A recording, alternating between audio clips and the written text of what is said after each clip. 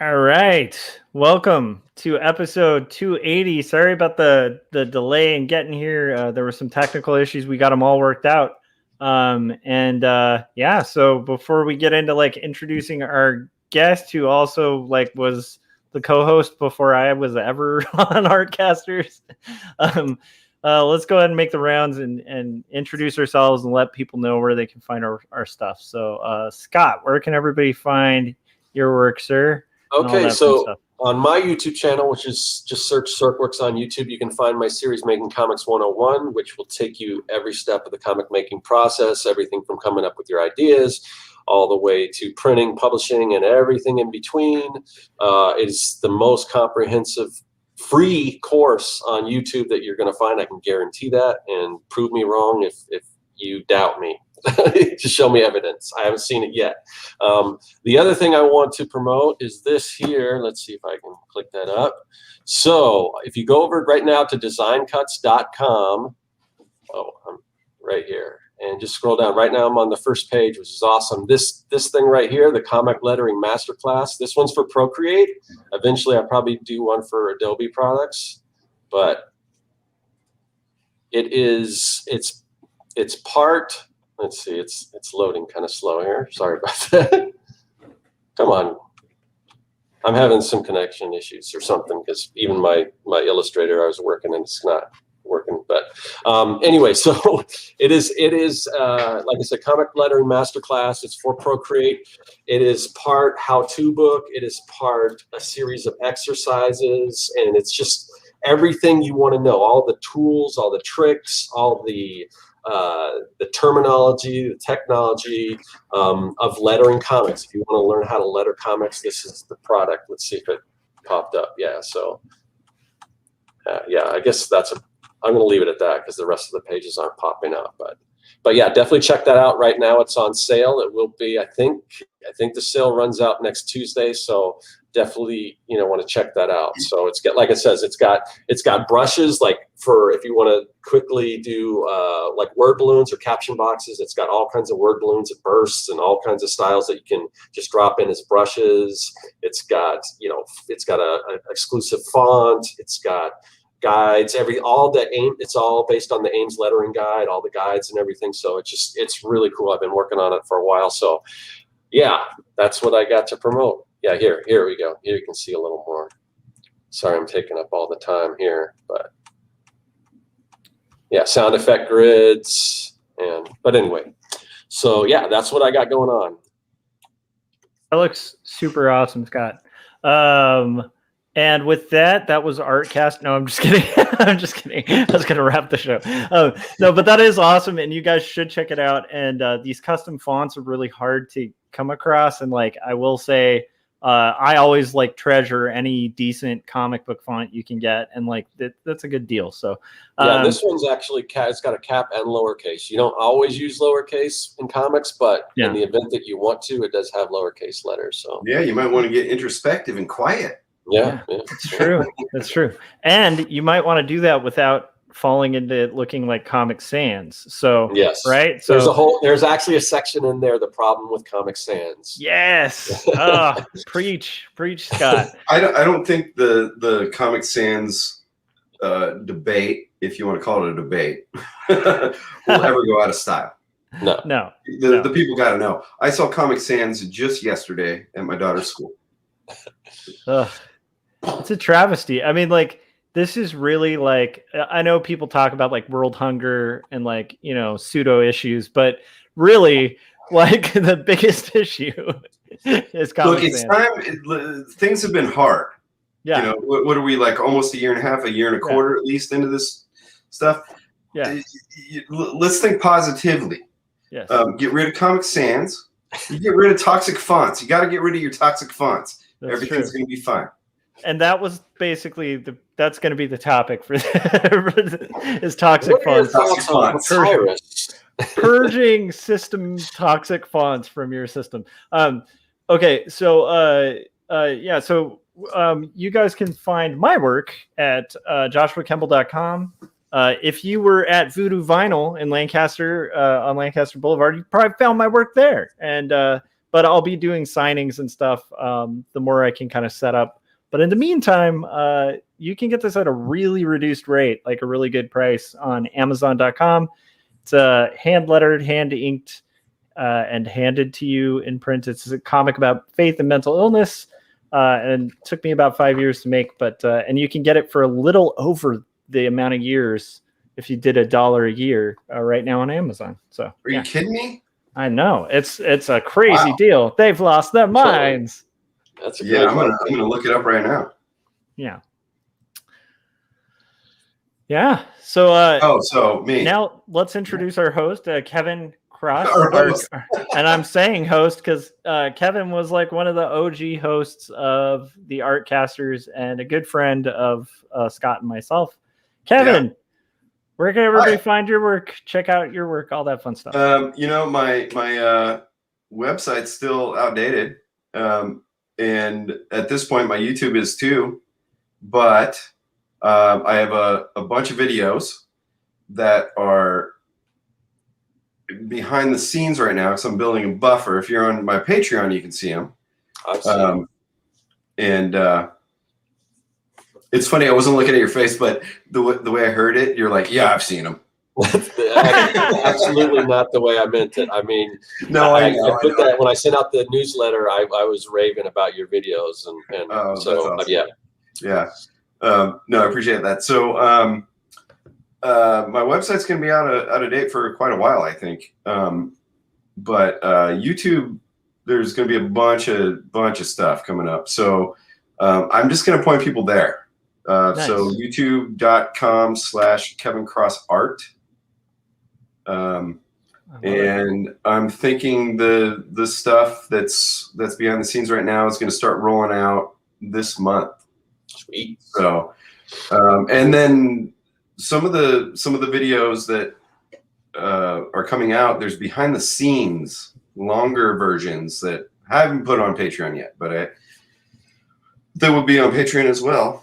But yeah, come across the YouTube. Come across youtube.net/.forward.com. I love it. And you guys should be on Kevin's Patreon because it's cool and these videos are going to be awesome. So I can't wait for the public at large to see these awesome things. Yeah, so there's going to be a lot more too. I've been trying to find my workflow with that stuff because I've changed the style of how I'm doing stuff lately, and but figuring it out. So hopefully be able to do a lot more very soon. Yeah, cool. There's one in the works right now. I can show you. Well, no, I can't. Sorry, I just moved my office studio, so I can't. I thought I had something sitting right here. Oh. I've been there. I had to like rearrange some stuff. So like my art table's in like a different spot and stuff like it's always like weird when you reset things up. You're like, where is everything? I have no idea. Yeah, we just did that. We just had a roommate move out and we decided in lieu of getting a new one, we were just going to, like you see guitars back there, that this was going to be the art music studio now.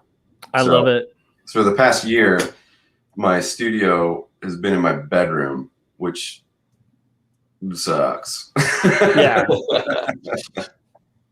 Yeah. I love it. Okay. So you brought up the topic of rebooting as something you wanted to talk about. And I find that really intriguing. I've had a couple moments, like a couple times in my life where I've had to do like kind of some full reboots.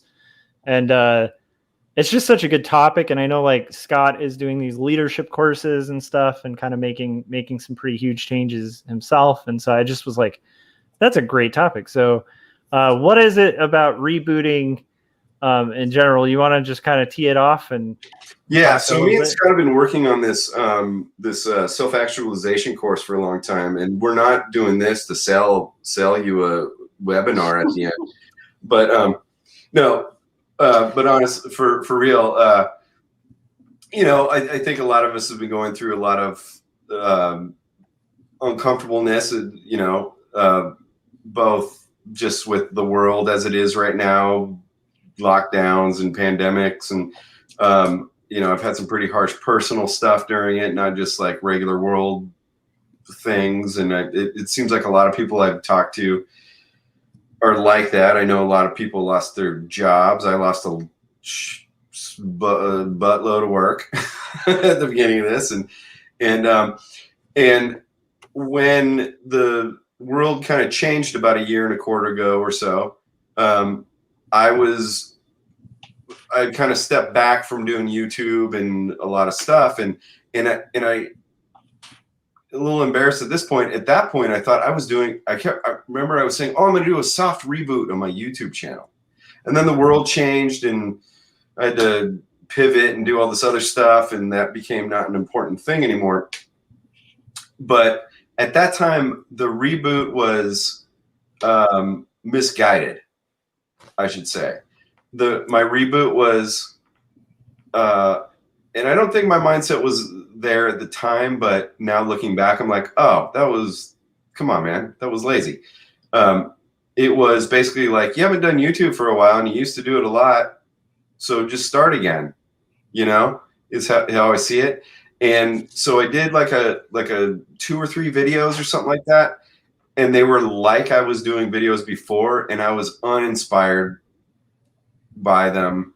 If I'm uninspired, I can't see anyone else giving a shit, and it was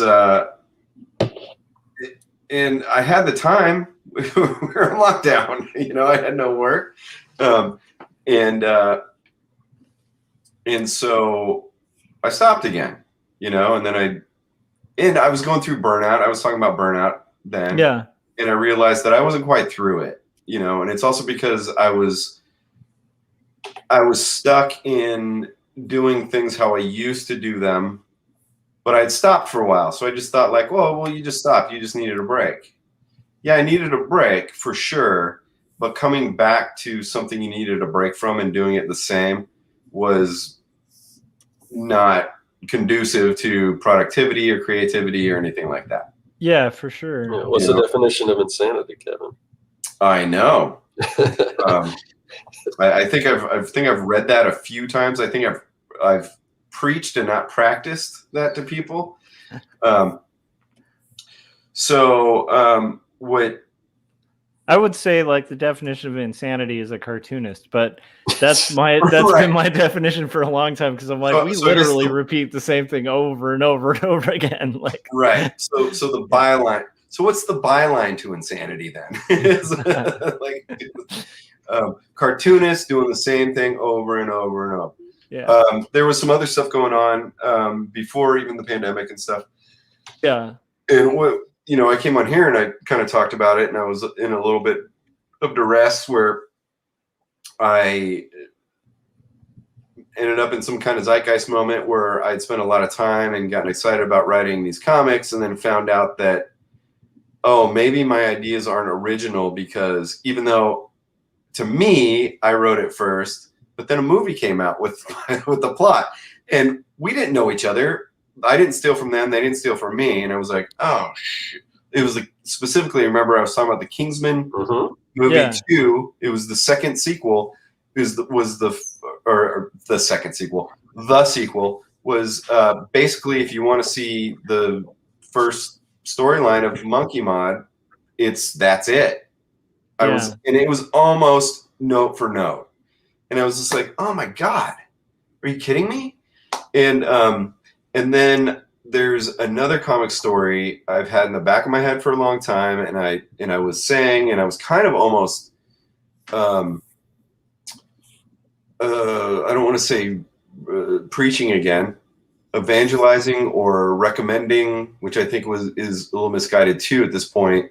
I was saying, well, I have this other story, but I don't have time and that much life in me as an indie guy to do even with Jedi Lasso. Yeah, kind of.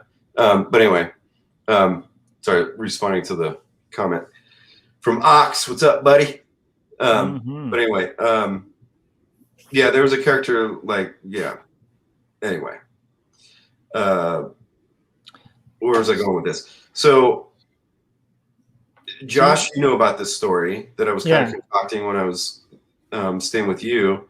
And And I was kind of being like, well, I don't have time to do 2 stories, and I was doing Monkey Mod full color, and I was spending sometimes more time on the color than I was on the pencils plus inks, you know, and letters and stuff. And I was like, so how am I going to get this other story that I feel more passionate about, especially now that, well, I should back up a little bit, but so I was thinking, like, I was just going to try to hurry up and get through this first, you know, storyline of Monkey Mod, and start hinting at this one that I really am passionate about doing.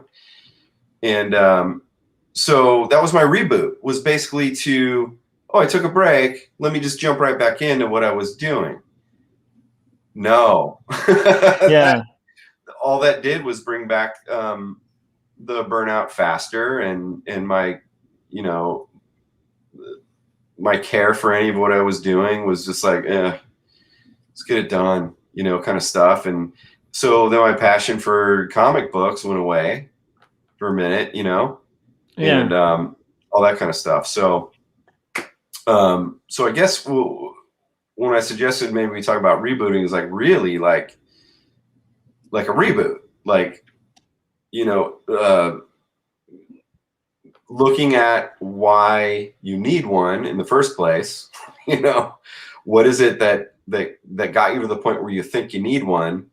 And like Scott said, you know, definition of insanity, you know, is like, okay, so still want to make comics. Mm-hmm. Do I want to make them like I was? No. And I'm sorry, because I know it's going to disappoint some people. But I figured out, I mean, it's been months, right? Because pandemic stuff, to like kind of like really sit on this stuff and go through some kind of changes, like, you know, everyone has, because the world became different. And kind of showing me signs of like, well,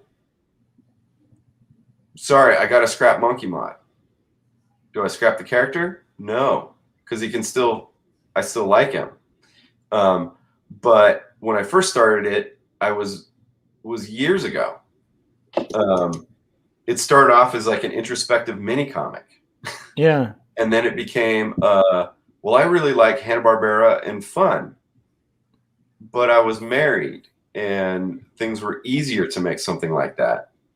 I'm totally different. My life is totally different. That story that I wrote was uninspiring. Kingsman did it better, ultimately, and in a, you know, had a bigger team to do it, you know. So, so I took a look at this story that I've been mulling around since, you know, I was down at your house, and I'm still really want to do that story. Yeah. And so I'm going all over the place. So stop being, I'm kind of being a little non-linear, I think. Yeah, it's kind of getting there though. I think I mean, it makes a lot of sense so far, like, honestly. Yeah. Okay. So threads. Are you Scott? Yeah. What's that? I'm sorry. Yeah. Maybe I'll give an overview and then we can break it down if we do that. How I do this. So the comics. Okay. So it didn't work. I still wanted to do Monkey Mod. It wasn't working. I got real bummed about it. Not the character though. And I like this other story. I like things from my version of the same story that Kingsman 2 was. And so I took a look at that and I was like, okay, well, I can see that being in there, because I do like silly gag stuff, but that's all Monkey Mod was going to be. Yeah. You know? And my life has gotten much more serious. I have gray, my beard. I didn't have gray hair when I started doing Monkey Mod. Yeah, it's a trip, Kevin. Like, we're both getting gray. It's weird. I have grays like popping up, like little spindly ones. It's weird. It's crazy. You still got thick hair. You're doing great. Yeah, that's true. So so there's that, and everything that I like to do that's creative kind of was up in the air. You know, I've been playing punk rock since the 80s.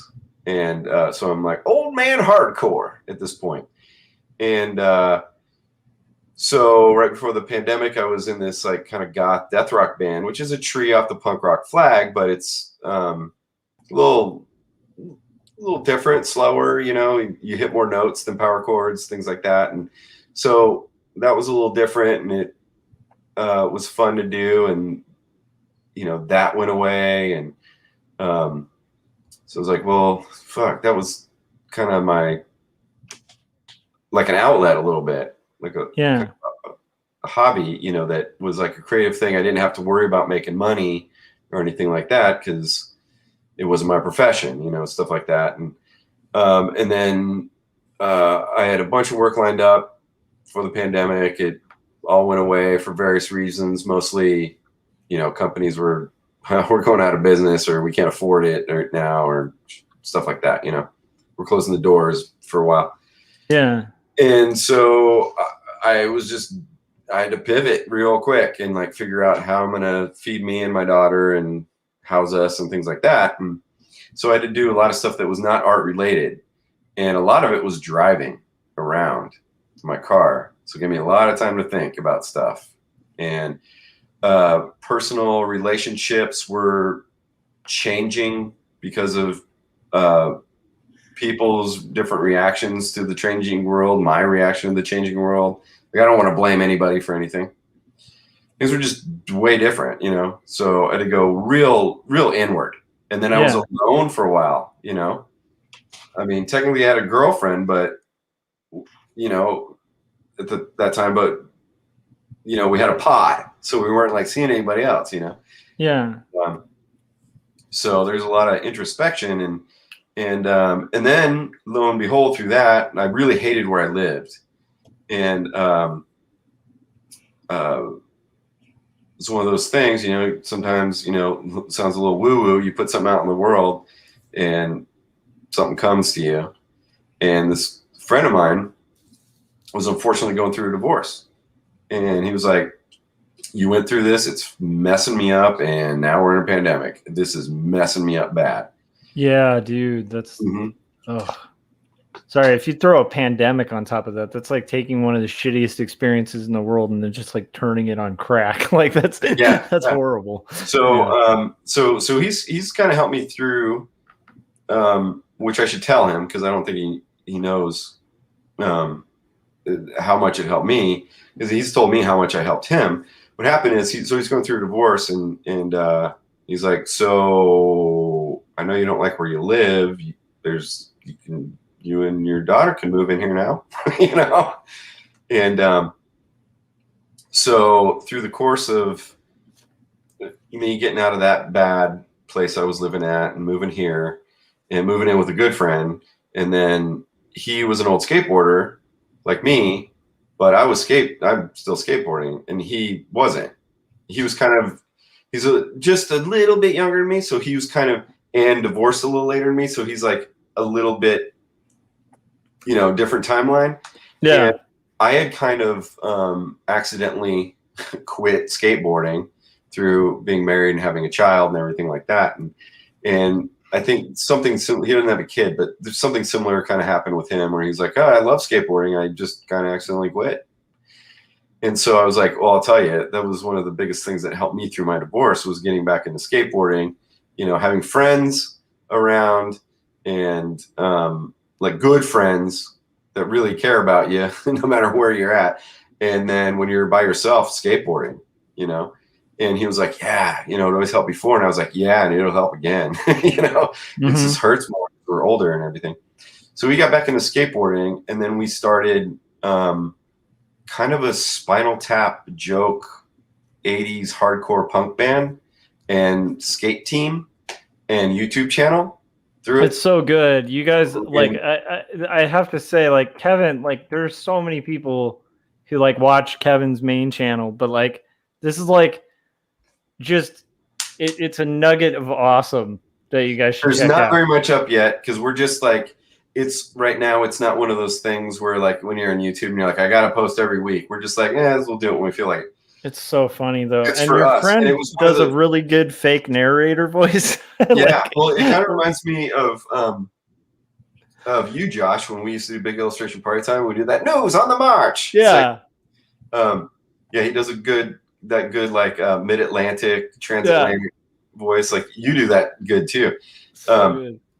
So it was like one of the first times in a long time where I didn't have to worry about making money from a creative thing, which I don't think that's bad, but I think for me, I was getting to a point where any creativity, I felt like I had to make money from it. Yeah. You know? And then I wouldn't sometimes, I might have a client or something like that, and I do a 12-hour or more day, and then I wouldn't want to do my stuff because I was like, I was just drawing all day. I don't want to.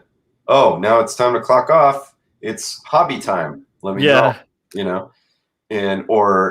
do have it's very long ago at this point where I was in bands that put out records, and I, made some money off of it. And I was very lucky to do so, but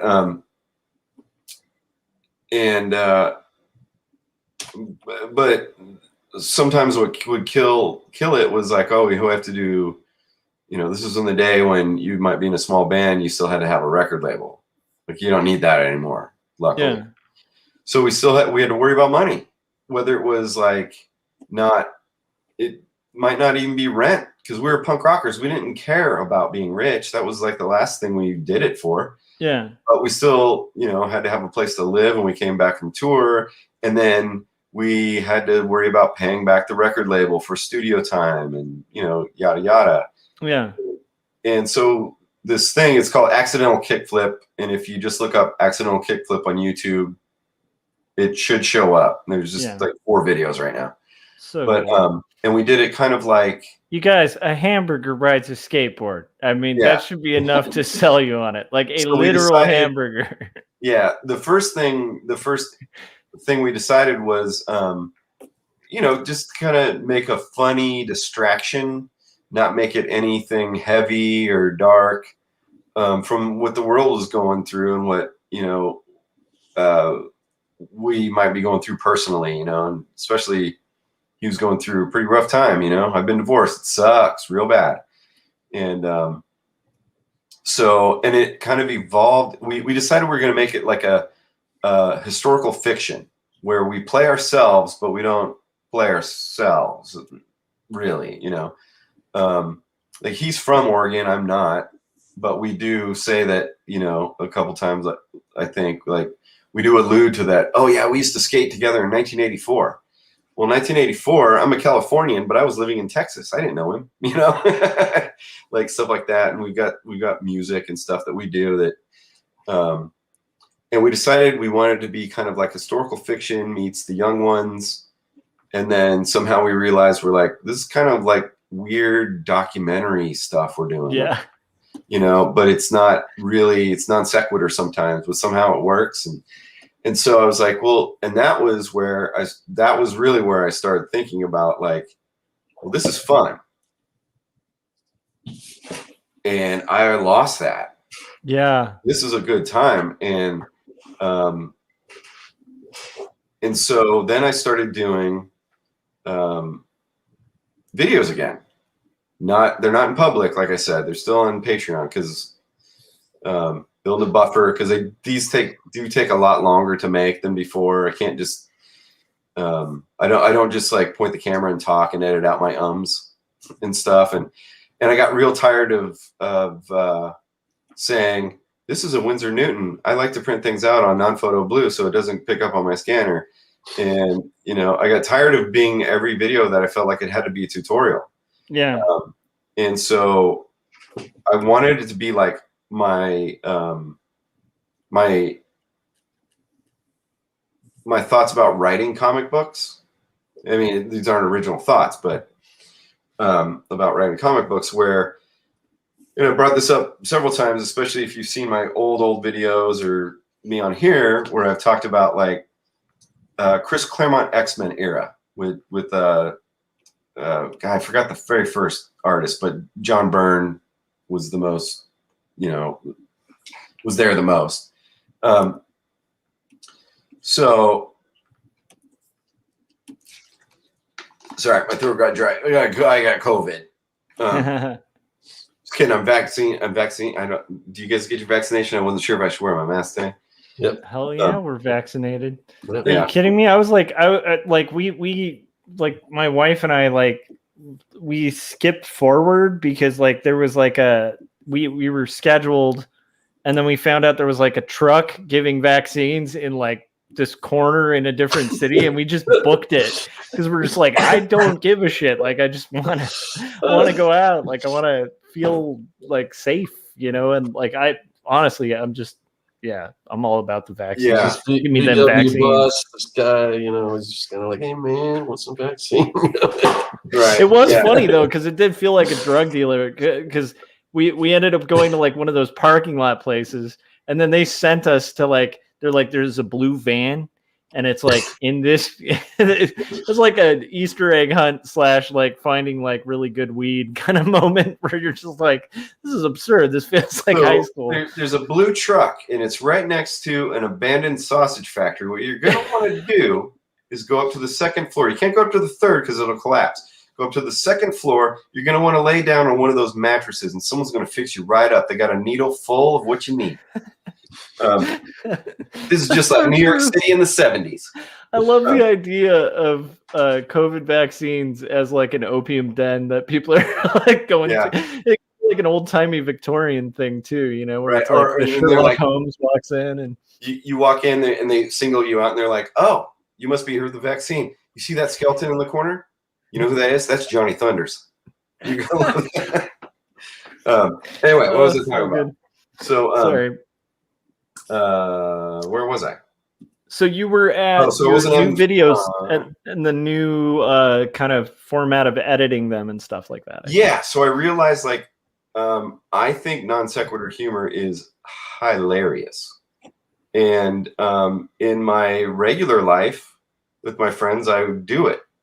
Yeah. But on YouTube, I didn't. I felt like I always had to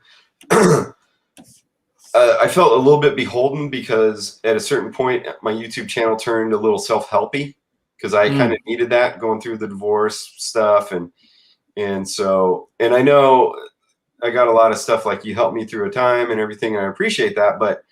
And I thought well, maybe that's my direction now. And then it got to the point where I was well, how much of the same thing can I say over and over again? Yeah. And then now I'm at a different spot in life, And so I was ugh. And so accidental kickflip comes up, just old dudes who skate terrible, pretending to be professionals back in the day, telling you false history of skateboarding, and writing dumb punk songs and stuff, and just joking around. And I was well, that's kind of more me. But we're also being kind of characters on accidental kickflip.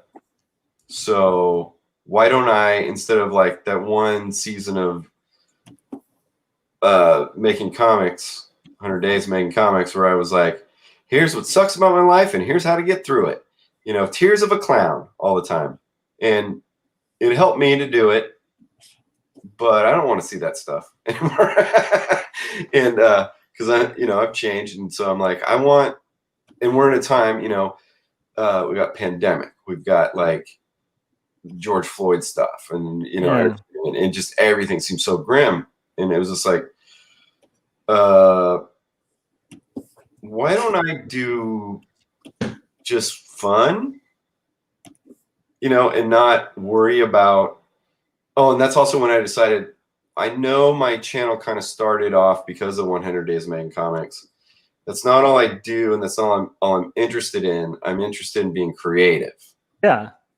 And so I know I felt beholden to just be a cartoonist who's an illustrator who might do a painting once in a while, And I was and I started thinking, I was so I'm holding myself back too, not just the situation of the world or some personal problems that might have been coming up, and it's like, no, it's you too, man.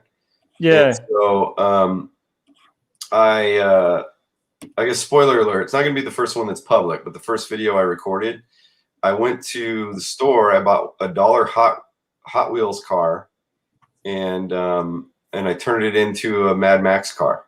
Nice. And I was like, people are going to hate this, because I lose subscribers all the time now. Like, I don't gain them. I know partially it's because of like, well, you're not posting, because they don't know that there's behind the scenes stuff, and I'm not really like on Twitter so much anymore, like saying like, oh, hey, check this out. And I know that's going to happen. And I know when I start posting the new stuff, I know those subscribers are going to go way down, but I'm hoping for like the long game where it goes down. And then the people who like, you know, the transition of it, not just being comics, not just being illustration. Yeah. The creative channel. I'm hoping that, and so I'm not going to beat myself up when I lose a ton of subscribers. I don't know that you will, Kevin, because you've kind of been on a hiatus long enough. I think that anyone that was into a particular kind of video, I don't know. I mean, I think you'll start gaining new, especially knowing the kind of content that you're doing. I mean, it's just great. So, but yeah, I appreciate that. Thanks. Yeah, I don't know. Yeah. At the end of the day, like, because man, everything you're saying resonates a lot with me. Part of why I even chose to do like 2 stories, right, is just like this realization of I kind of don't like, I'm happy if like I have any way to make a living, and if it happens to be art, cool, like whatever way. So, but like that's separate from like the authentic stuff. Like the authentic stuff, when I mix that too much with commerce, like for myself, it's like I hate it. And 2 stories is like, it's intentionally a comic that's impossible to market, that wasn't going to appeal to publishers. That's a hard pitch. Like I did a in-store signing, right? And it's like at a comic shop where like initially what's cool is like some people got into it, but it is a bit of a throw off for like most comic fans. If you're just like, yeah, this is a comic about mental illness, and like they're like, oh, I don't know, that's pretty like it's hard for me to pitch, but it's what I wanted to do, and it's what I'm passionate about, and it makes me happy, and I get to show off my skills and explore and tell a story. Like that's something I've always wanted to do. And it means something to you. Yeah, but that's the only thing that's gotten me through it and got me to finish like one half of it. And like, that's the only thing that's going to ride me through it to the end is like, I don't know. Like, I really think when you pick authentic stuff, like, and you allow yourself to be yourself and be creative, like that's going to be, so anyhow, I'm only saying it resonates because I totally had a moment like that where I was like, I mean, and I'm sure we all have different lives and experiences and stuff, but like for me, it was really profound, that realization, because I stopped comics altogether for like 3 years. And then I was like, when I came back, I was like, oh, this is like, part of why I stopped was very similar to what you're describing, where I was just like, I wasn't feeling it. I was burnt out. I didn't like doing anything. And then, but I also love what you mentioned about humor too, because like I goof around and riff with friends all the time. And well, I even noticed like your new vlogs or vloggins, that was me and you joking. Yeah. Vloggins. Excuse me. Yeah. Yeah. So like, I don't know. But I feel like that's great. And like, it's funny that you mentioned the humor too, because I'm like, that's been like my favorite part of your content forever. Cause like back in BIPT, like we just kind of chase like a silly thing. Yeah, we totally would. I loved that about the new videos where like, that, and also when you were doing traveling through the Bronze Age. Yeah. I mean, that stuff was great. Yeah. So it's fun to see, like, anyhow, what you're describing is definitely translating in those new videos. Cause it's like, the first thing I was like trying to think, like, are there newer videos that I haven't seen? And then I was like, are these the ones? And I mentioned a line from like the end of it that you're doing, like just a little bit, but it's a Kevin bit. And it's like, you're good at those. Like, I'm happy to have those back. Like, so I don't know. I don't know. Yeah, like I also kind of come. So what I want to do is, but it's still good content, you know. Sorry. Thank you. I appreciate that. What I want to do is, I do like that when my old stuff, that it did help people, that it resonated with people, and it was one of those things I didn't foresee. That was, you know, and that was a happy byproduct. Now, what I think, and I'm just thinking this right now, is maybe the new ones, the new batch, will help people because everything seems so grim. It'll give them a laugh for a while. Yeah. You know, hopefully. And then also, I want to not be, like I was talking about, like the tutorials. I mean, how long has YouTube been around? How many artists are on YouTube? How many tutorials are there? Do I need to redo it? No. Because, yes, I agree, everyone's going to have a different take on a thing, but I don't just want to redo a tutorial because I get the most views or something like that. It's going to be a boring video if I do it. If I did it 5 years ago, it might not be. If I do it now, it's going to suck, you know, because I'm going to be like, yeah, get a piece of paper. You got a pencil? You can use any pencil. Sharpen it. You might want to sharpen it. Maybe you want it blunt. Roll it on the side. You know? And, I think you should do a tutorial with a pencil bit exactly like that and just gradually get more bored and like maybe just start annihilating the pencil. Like, yeah. Or you'd be like I used to have this series plan. I had this notebook with all this stuff I was looking at the other day of all these things I had planned to do. And at the time, that Kevin, if he had done it, would have been great. That Kevin didn't. So this Kevin don't care. I love it. Yeah, I want to do one but something on there was like something about writing comics, my version of writing comics or something. And if I do it now, it'll be like this. Get my keyboard out and I go, the comic's done, you know? So, yeah, I don't want to do that. But so what I'd rather do is do something that entertains me, keeps me engaged in being creative. Mm-hmm. Granted, my channel, where it's going, I maybe sound like it's going like completely off the rails or something like that. There's still going to be a ton of illustration, comic stuff is going to be on there, but there's also going to be painting. There's also going to be, there might be music. I don't know, because I've been writing music again.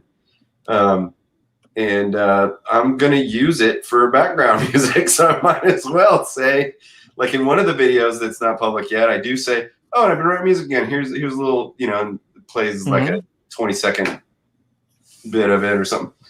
But where was I going with this? I had something to, the thing also about fun that I'm just kind of thinking of now that I haven't really been conscious of until we've been talking so much is doing like with the reboot, like really assess why you feel like you need it. Don't just start over, because it's not a reboot, that's starting over. Mm-hmm. I lied to myself. I lied to people. I didn't know I was lying. And so having a good time, having fun, being engaged. I think about my old life before becoming an artist. I mean, it was an artist in a way, but it was music. And first band I was in that got signed, got a record out, that we had no idea that was going to happen. That was not the goal. That was like, oh, that'll be cool if it happens. Whatever. We're a punk band. No one cares. Yeah. Oh, well, it happened. That opened the door for me to go to some bands where I was a little young and naive, and I thought like, well, I was in that band, so maybe that just opened the door. Every band I'm in from now on is going to be like that. It wasn't. And so that uptightness, I think, put a block on that. And then I get into the Nerve Agents, which was kind of a band that started with a roommate, and we were in other bands, and we were like, well, let's just do something fun. Well, I still get royalty checks from that band. I haven't been in that band since the 90s. Yeah. I mean, granted, the royalty checks aren't big. They maybe buy a bag of groceries, but still, at one point it was different. And then the band I was in after that, I was just kind of like done. And so we were going to start off as a glam metal joke. We were going to be punk rockers in a glam metal band and make joke music like that. Well, it turned out that we weren't good at it. So we decided, like, we were just jamming around. We accidentally wrote a punk song. We were like, well, that's real good. That's in our wheelhouse. But we don't care. This band's just for fun. And this band's a fluke. Now, that band has not stood the test of time with fans or anything, but we did more than I've done in any other band. We did TV shit. We were on, like, we had like a thing with ESPN2 where we had to sign a contract. We were like, they want to use our music. We were like, only on skateboard and surf videos and snowboarding, because they wanted to use it on other stuff that was extreme sports at the time. And we were like, no, not that extreme sports. I remember that X era where like everything was extreme. Yeah. And so, I was in like magazines I never thought I was going to be in when people still read magazines and stuff like that. And I went all over the place. I went on so many tours. I met so many people. And I'd gone on tour before, but we did so much. Yeah. And that came from a band, started with 3 people, me being one of the 3, where we'd all come from bands where things got too stressful, too much money, too much management and bookers. I mean, this other band I'm talking about, Pitch Black, ended up doing that, kind of having to get bookers and management and all that kind of stuff too eventually. But all of that stuff came from us being, at the same time, I was still in Nerve Agents at the time when it started, and they were in other bands that they were like, it feels like punk is a business now. Let's start this thing and just have fun. And that at the time blew up. So I'm thinking about that now, which I wasn't before, is so maybe I jinxed it, so my new stuff is going to fail. But but it's just that, like, I don't care. I just want to have a good time. I want this to be quality for me, because if it's quality for me, it's going to be quality for other people, I'm assuming. And if not, I don't know.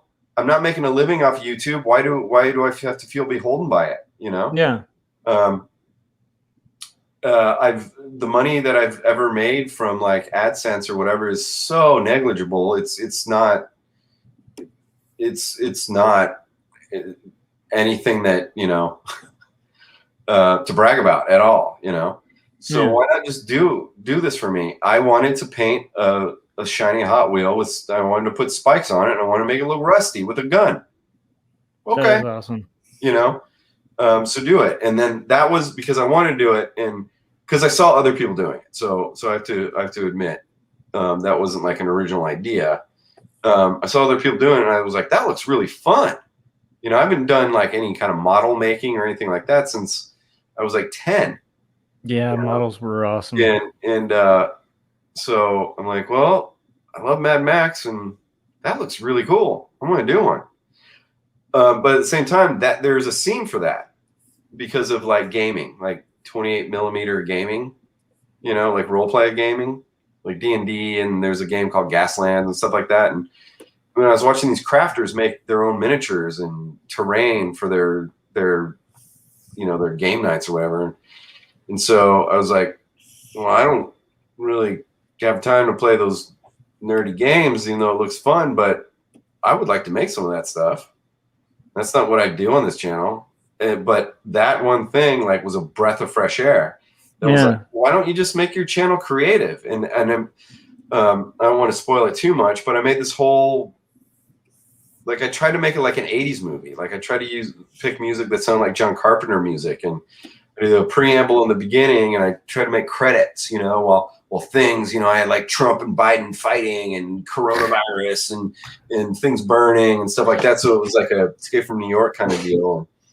And I kind of go and do a character on it, I think I was something to the effect of like, the world's ending and I need a car, like, that's perfect though. So that kind of opened it up. So accidental kickflip, just a jokey skateboard, like old middle-aged skate punk Yeah. thing. That and just like I was like, why not?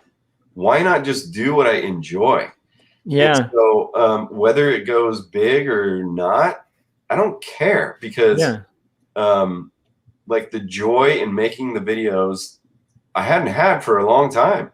Yep. And I think I got to think people could tell, because I could. Maybe when I made them, I didn't know. But in retrospect, I'm like, oh, you were just doing that because you thought you had to at that point. And so I disappeared from YouTube and, you know, stuff. I tried to do that reboot that, like I said, just turned out to be just starting again. That didn't work because I didn't care. And now I care because I don't care. You know what I mean? If that makes sense. No, that makes perfect sense, dude. Yeah, I mean, because I care, obviously, but I care about just making something that I feel is quality within the parameters that I can. Because I still have my computer is still older than my daughter. You know, I had this big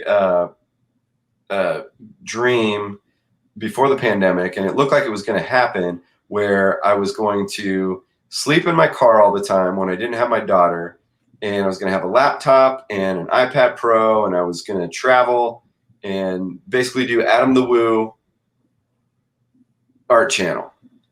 Well, all my income went, so I couldn't do that. And so that's another thing too. Some of my videos have acrylic painting. I used to love acrylic painting. Yeah. Way back in the day when I started the channel. And I don't think there's any voiceover. I think I just did speed paint to music. I did a couple of acrylic paintings, and then work, you know, and then I start working for kids' books and stuff. Everything's digital for me, so I could do it fast. Well, my computer's still old. I can't buy that laptop. I can't buy that iPad Pro. I can't bring this whole setup. I can't bring this room in my car with me to travel on a budget and car camp or anything. So I went and got some more acrylic paints and started painting again. I got a video where I do a painting, and I hadn't done a painting in, I don't know, a decade. And I was like, this is fantastic. Not saying like my painting was fantastic, but the way I felt, the like energy I got, you know. Dude, painting is so fun. It's like I dipped into it a couple years back just for like those portraits or whatever, but it's like I got such a kick out of it, and I keep actually thinking that like when I'm done with 2 stories, I'm probably gonna just spend like 3 months just painting, because it's so fun. It's just like it's cathartic, you know. It's cathartic, like, and it's different. Like there's a couple videos when I was trying to, like, you know, do the quote unquote, you know, I'm just gonna call it my fake reboot. Not that I felt authentic at the time, so it's not really fake, but it was a misguided reboot. I think that's what I called it in the beginning. I did a couple digital paintings. Like I think I did one of Monkey Mod, which I should touch on real quick, going back to the comics, or I'll touch on after. I mean, but yeah, so I did a Monkey Mod digital painting, and I did a self-portrait. So that's like almost 2 years ago now at this point. And this I heard this joke about the pandemic a few months ago, or maybe almost a year ago now at this point. They're like, it was in the beginning there when the lockdown was supposed to be only like 15 days to stop the spread or whatever the catchphrase was. I remember the phrase was like, this last 2 weeks has been the longest year I've ever experienced. But so time's weird now. But yeah, so I guess that would be going up to 2 years now. So maybe it's longer than I think. But and it was cool. And I still want a digital setup. But I've also realized that I don't want to give up analog. Before I was like, I was getting so into being a minimalist that I wanted something that would fit in the tiniest space, you know, and I could do anywhere. And I still want that, but I've also since figured out how I can make my painting setup in a tiny space when I need it. And I'm not a person who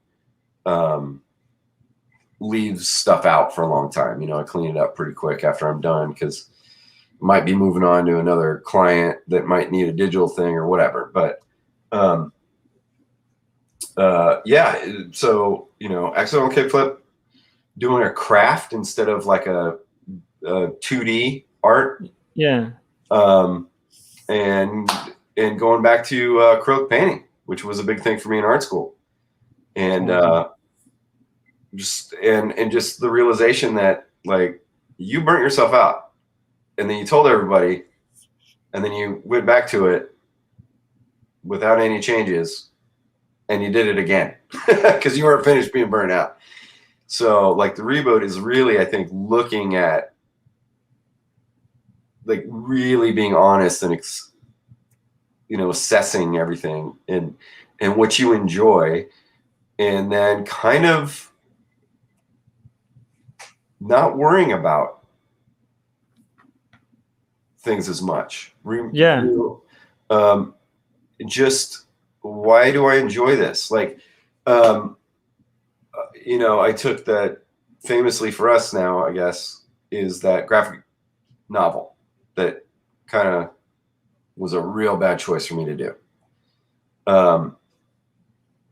Yeah, I remember that one. Yeah, and that came. Yeah, I destroyed it in your backyard and in the blender in your kitchen.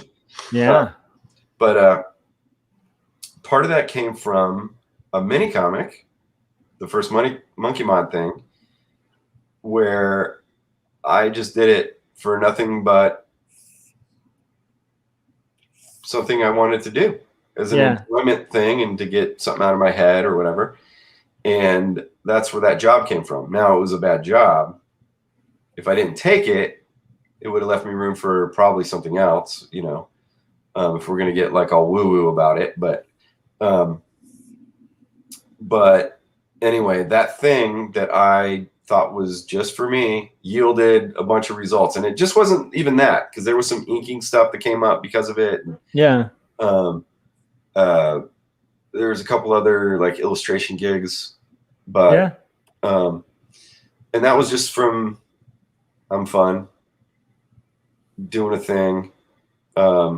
So I really had to think about all that stuff, and you know, and it kind of it sounds dumb because it's like, yeah, no, duh, dude, you gotta look at your stuff, but you know, it's different when you're in it, I guess. Yeah. And like you know, when I was trying to do that other reboot, which didn't work out, is I didn't look at all that stuff. You know, I didn't really go back. I was kind of more frantic, like, you disappeared, you have to do things. Here's how you know how to do it. Stop working for me. I was a different dude, you know. Different times, I was a different guy. Yeah. So this as much as like just, you know, I've had like some personal things during the pandemic, and I know a lot of other people have too. You know, that'll make you introspective when you get a little tragedy. And so yeah, I would say ultimately, with all the bad things that have happened, it's kind of helped me in a way. It's taken me a while. I'm not I'm never very quick. Yeah. Like, you know, I've never been like I don't know. I've always felt a little bit behind. Like my friends, like when they were all doing, I don't know, whatever. I don't know. I'm trying to think of a skate trick, kickflip. I was like, oh, they're all doing kickflips. Can't do that. And then by the time you figure out that trick, they're on to something else. I can't do it. You know, so I've always been a late bloomer a little bit. So it takes me a long time. Still really suck at a kickflip. My friend John from Accidental Kickflip is doing kickflips again. But or I guess he's new kickflips. Anyway, you get my meaning. But yeah, so I just kind of had time to think and sit on it, and yeah, I thought about all that stuff, and it's back to, like, I don't care if my YouTube channel ever makes me money right now. And that feels great. Because at one point, I have to admit, there was a minute when I was doing it regularly and it wasn't paying all my bills, but there was this like, I think it was like a summer, there was a season where something happened. I remember I had like a couple viral videos. Well, viral for me, I don't really know what that means for the rest of the world, but I went from like 5,000 to 20,000 subs or something like that. And it kept going up, and now people keep leaving, so it's back down to 20. But for whatever season that was, it was like a spring or summer, because I remember it was kind of warm or getting warm or something like that. Most of my bills got paid. I wasn't making any kind of profit. I wasn't paying everything. And I was like, oh, there might be something here. Yeah. And so also at that time, and I think that's also part of the beginning of the burnout, was, oh, I have to do another video. I have to do another video. I have to do another video. And at that point, my heart wasn't in it, you know? Yeah. And now it is. I just want to make entertainment that's fun. And if there is any kind of tutorial, it's show, don't tell. Yeah. And then, like, if people want to go to Patreon, there's going to be behind the scenes that do have more tutorial type stuff. But, you know, if someone asks me a simple question in a comment, you know, I'll answer the simple question. I mean, we know how that goes sometimes, because like with Big Illustration Party Time, sometimes people will be like, how do you become a professional illustrator? And we're like, the funniest ones were the emails we'd get where they'd be like, give us your client list. And you're like, why would I do that? Like, yeah, I mean, we don't have time for that, because then we won't be making the stuff. But yeah. Yeah, and it's so freeing. And just thinking back, like, you know, just kind of thinking, it's like any time as a creative person that just like, well, I just kind of want to do this. Yeah. Something happens, you know. And I'm not going to say that this is going to be big and it's going to set the internet on fire or anything. Probably not at all. But it sets me on fire, and in a good way. Not in a pour gas on myself and I want to die. Like in a good way. Like I want to keep going, you know. And I haven't felt that way for a long time. So yeah. So I think, I don't know if I'm making any sense. I feel like maybe I'm getting a little circular with the reboot stuff, but no, it's a pretty good description. It's, to me, I think like, and I want to hear Scott on this too, because I think he's had a more like significant reboot as of late, you know. Mm-hmm. But for me, like the one thing you've mentioned, a few things that have really helped me with sort of rebooting in periodic times I've had to. And the biggest ones I've done that were really impactful and kind of helped me were kind of what you were describing, where it's like kind of taking like a self-analysis and being like, okay, like what is the thing? That's actually May, my sister, but they're twins, so I could see how like from a distance. So like they do look alike from a distance though. So Chris was saying that too. You got to keep that fire lit. Yeah, for sure. But like for me, it's like it does start with like a big part of it's like self-assessment and thinking like what exactly is driving me like to do whatever I'm doing, because you know, like you were describing, like I really like caught myself multiple times in my career like having to reassess, because I'm like I am literally doing this just for money, and that's not that's not the best motivator. And then there's also times where like when I have to do something for money, I've had times where I've become really unhappy with it, as opposed to just kind of looking at it as a means to an end, like a positive thing. And so it kind of becomes like that's and once again, once it becomes like this very serious thing where I'm not just kind of going, well, this is a means to an end, like everybody works a job, you know. The second I get out of that, I get into this like very lack of creative like space. Whereas if I get in like a zone where I'm like, you know, like, yeah, to an extent, yeah, kind of like separating a bit and being like, yeah, who gives a shit? You know, like yeah, there's a bit of that really helps, you know? Yeah, and like what you're saying, like, you know, self-assessment for sure. And you got to be honest, you know. Yeah.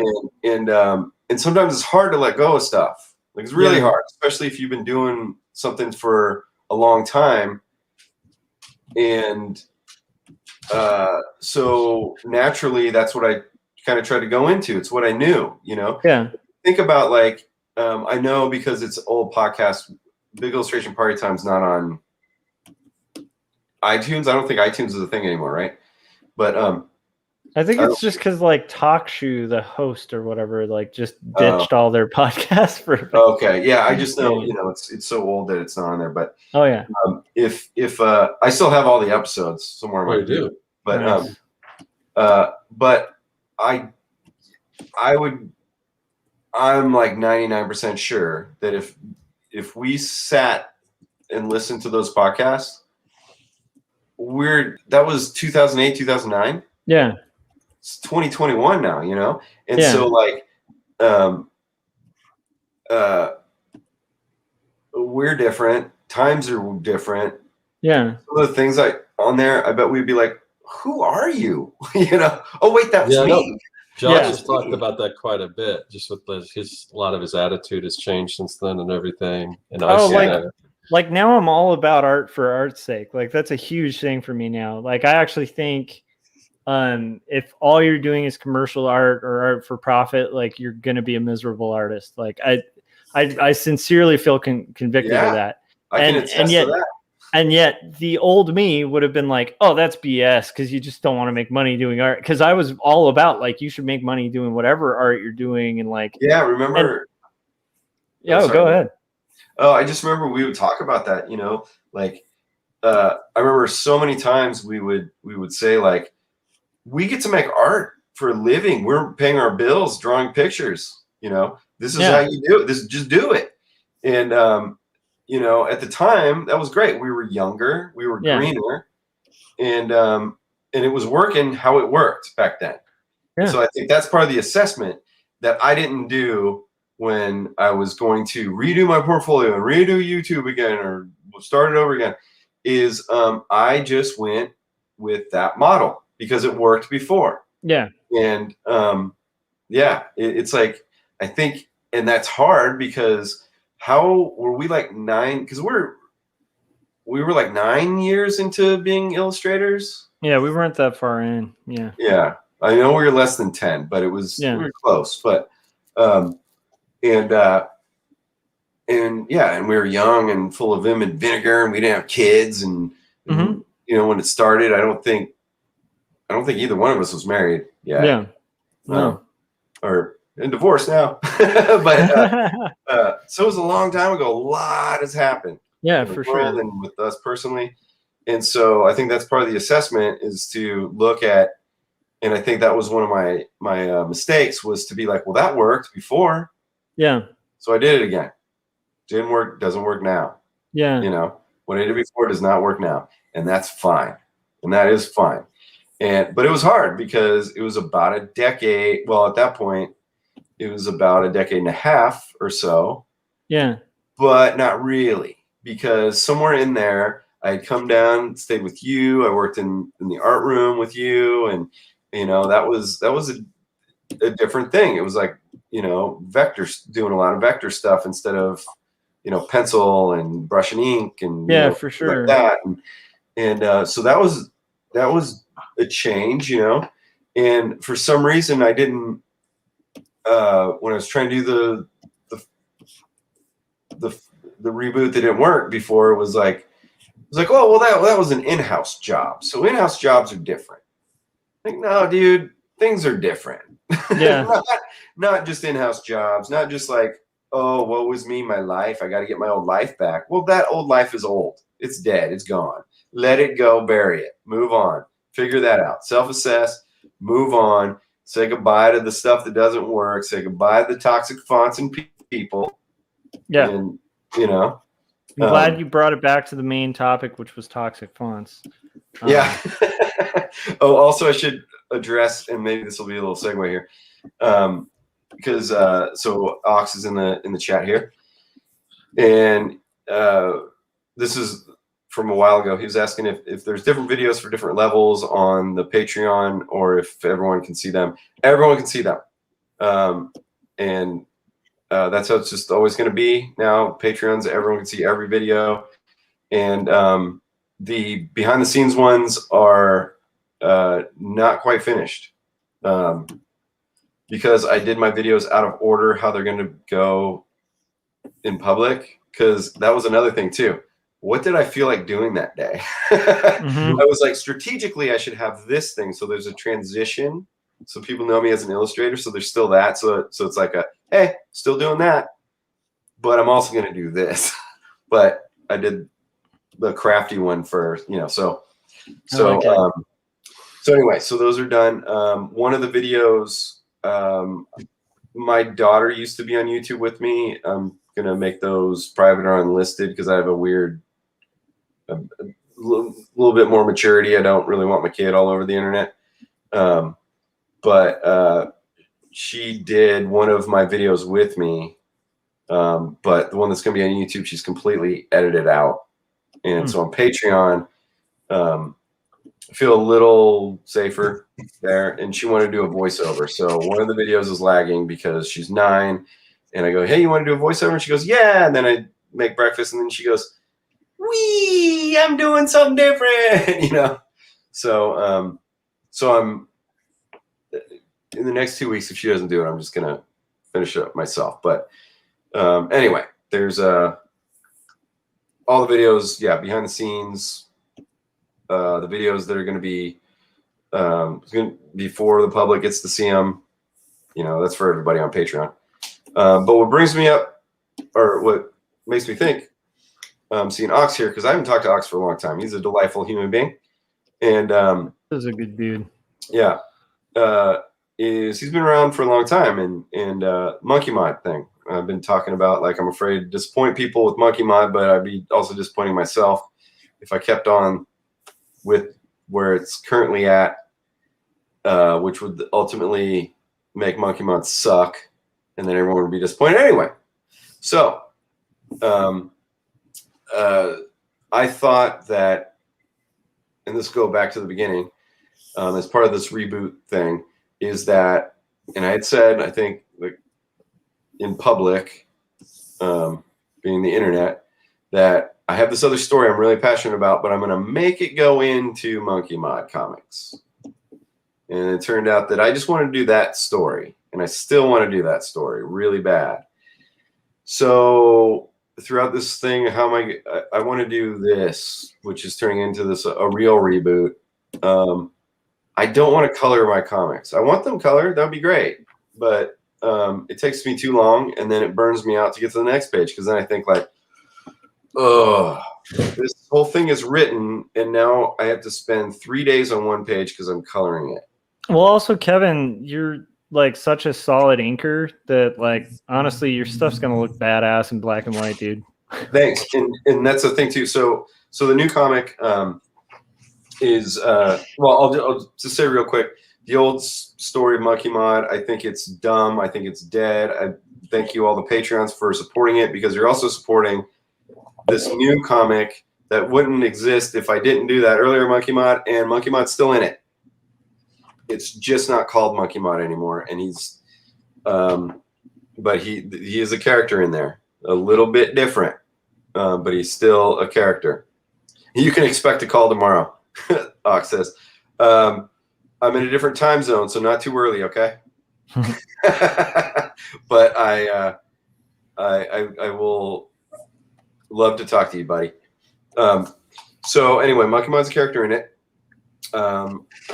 which was also one of those fun things. I needed a, if this makes any sense, because I don't want to give anything away, kind of a jester type character. Not a, look at me, I'm a buffoon type character, but it's kind of like a Jungian thing, I think.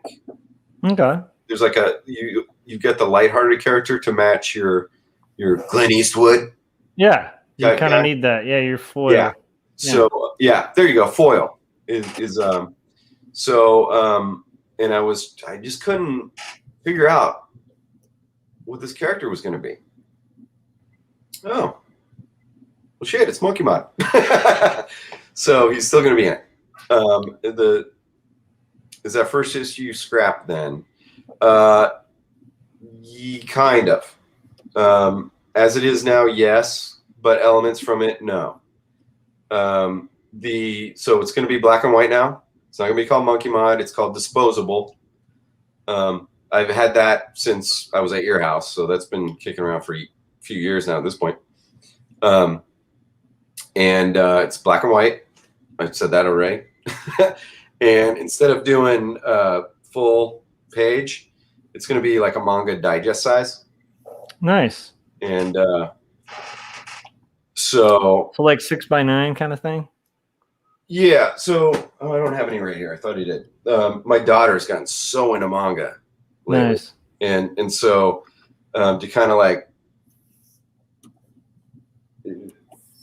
I don't know, connect with her a little bit. She's been trying to get me into some of the stuff she's into, which has gotten me into some.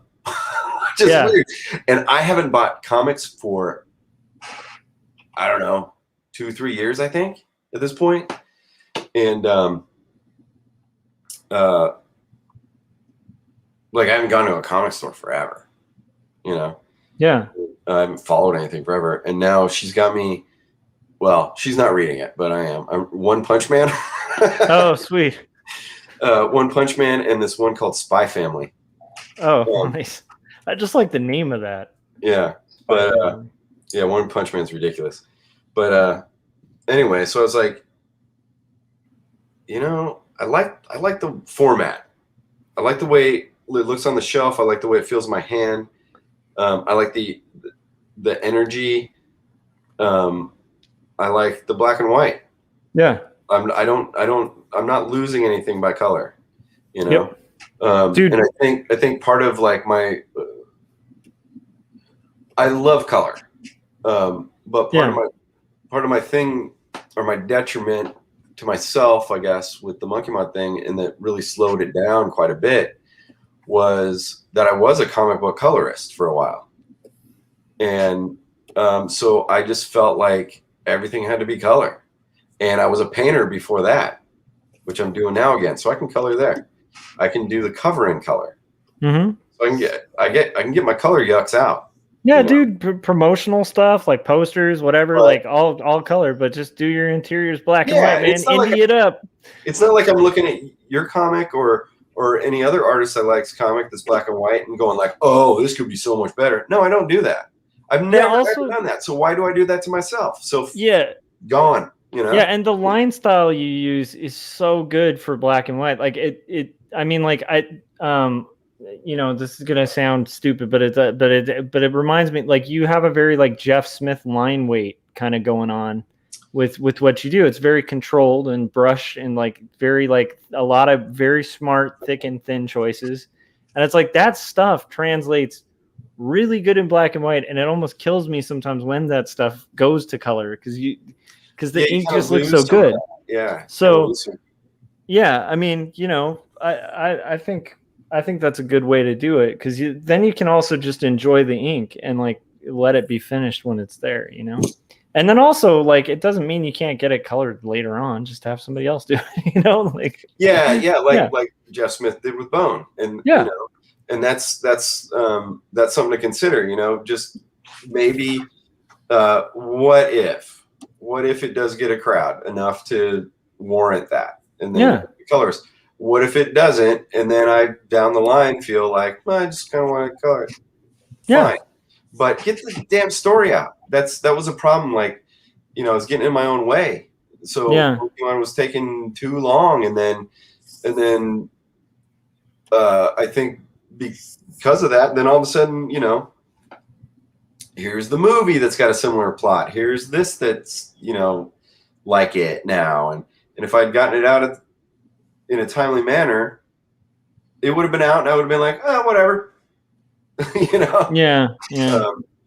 So anyway, Monkey Mod's not dead. The original story would have sucked and disappointed you all. the new one's way better, and there's gonna be way more love in it, and you'll see some on YouTube. You see a lot more on Patreon. Still writing stuff. First 2 issues are completely written, and I want to write more. Whereas Monkey Mod, I was painting myself into a corner a little bit sometimes, I think. Mm-hmm. And it's not saying that, you guys make comics. You write your script and then you get to page 10 and you're like, well, this would be better. So I don't think anything's done until it's done, really. But yeah, it'll be better. There's a bunch of stuff here. Ox says, I found this whole talk really compelling because each one of you were really into your first projects, but they never made it to the shelves. And that's not failure by any means, but little evolutions. Yeah, I totally agree. Chris, is there any chance we'll get to see the old pages completed? They're still on Patreon, and I want to reorganize my Patreon to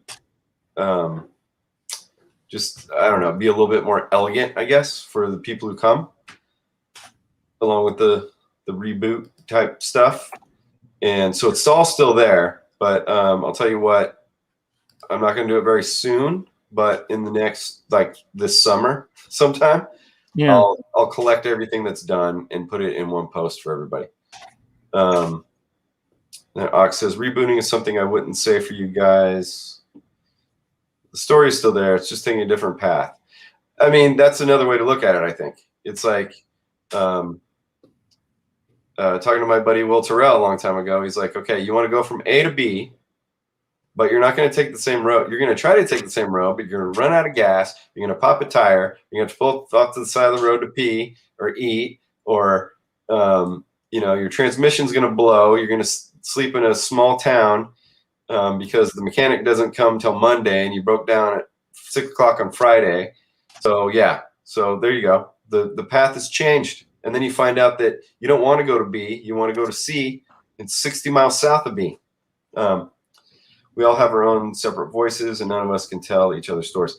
Yeah, it's true. Sometimes we lie to ourselves, which is kind of also what I've been admitting, is lying to myself for a while, and then coming to finding that the other path is better. Yeah, I've had a mix of that. Like I have to challenge myself with that all the time. Like yesterday I did a signing at a comic shop, and it was a good humbling experience. It's like you can kind of I don't know if it makes sense, but it's like I had a decent amount of sales in that day. And then I proceeded to go to a signing that I knew would suck. Like but I wanted to try it. And I literally got I sold maybe 2 books. But I'm thankful for those 2 books. And I met the retail owners at the comic shop. I did really well, but the music shop, that was just a gamble. I didn't do well at all. Both were awesome experiences. Because first off, the one thing about even a successful in-store signing at a comic shop on on a Wednesday or whatever, unless you're a rock star in comics, it's generally you're going to have a steady stream of people throughout the day buying your books. It feels really slow. And, so it's a really, to me, I think it's a really good psychological thing for an artist, because you feel like a failure the whole time you're doing it, but you put on a good face and kind of get through it, and you meet cool people. And then before you know it, you're kind of having fun, and you're like, well, I didn't make that good of sales. And at the end of the day, you count up your sales and you're like, oh, it wasn't bad. There was a steady stream the whole day. Right. But if you lose perspective, it can be a really demoralizing experience. Same thing the other day with the slow sales. It still felt about the same. I met a lot of people. It was fun. And then I did terrible sales. But you can't really measure. My point is I'm trying a different thing with this. I did a couple, I used to do in stores, but I didn't do them a lot. And I'm going to try to do as many of them as I can, wherever I can. with no intention other than just to have the experience, and then maybe like one or two people will pick up my book. I think that's the right approach, rather than like going in there. I guess why I'm mentioning that is I've changed a lot, because I used to go into those things with like this expectation that it was going to do gangbusters, and there were times where it would, but then the times that it wouldn't would really rock me to my core, because I was taking it way too seriously, instead of being like, hey, like this was really fun. Like I talked to the people who started this weird record shop, and Kevin, you've lived in Lancaster, so it's like like this is not like a record shop city, and yet these people started like a badass vinyl store that has like deep cut records, where I wanted to spend an inordinate amount of money just on the stuff in that shop.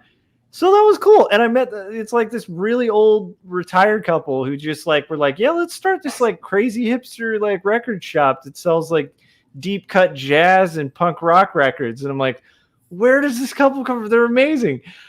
So that was the experience that so my point is, like, the older me would have hated that experience. And like now I'm actually like, they were like, we'll have you back if you ever want to come in. And I'm like, I might actually do that. I might literally go in there being like, I'm going to sell no comics, and I'm going to hang out with these awesome store owners and get to know them better, because they're rad people, So you should like go in like once a month and get like, just say, hey, what's going on? Just like touch base, And like if it's like you're saying, you get your Charles Mingus record, and you'll go like, oh yeah, I just came in to say hi and get a little Mingus and some circle jerks. It's so that store too. That's awesome. Oh man. But yeah, it was pretty sweet. But like I said, the even going through that, I've realized I've changed a lot, because when I'd have like an in-store signing before that tanked, like when I was because it's been a long time, since I put out a book, and it's like that would rock me for it would really affect me negatively. I remember okay, what was the old Portland version of Ape?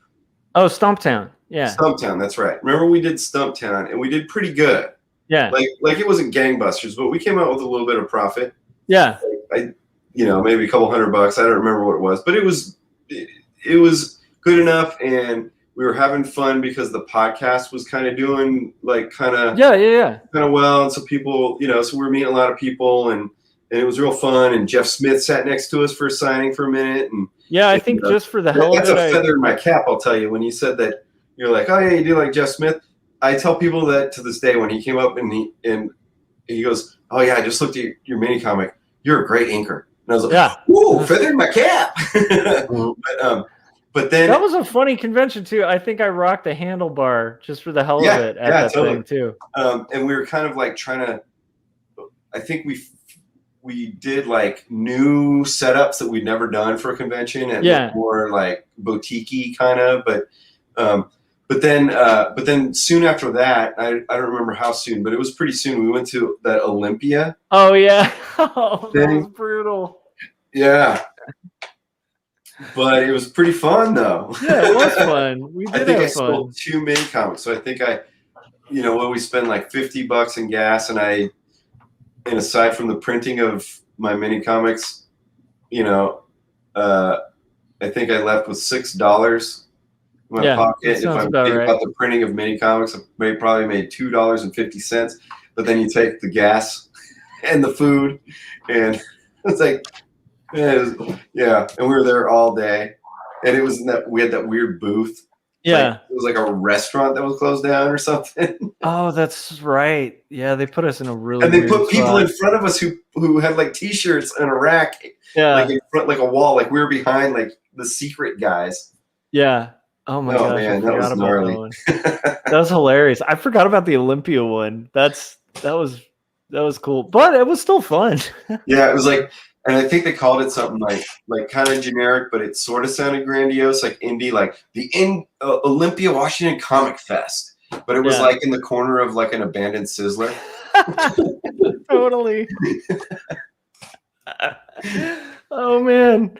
But what's weird is like, you know, I don't know. This was the first time I had fun at like an in-store, you know, like That's rad. like these last two ones. And like I said, one was successful and one by all means wasn't, and it was fun.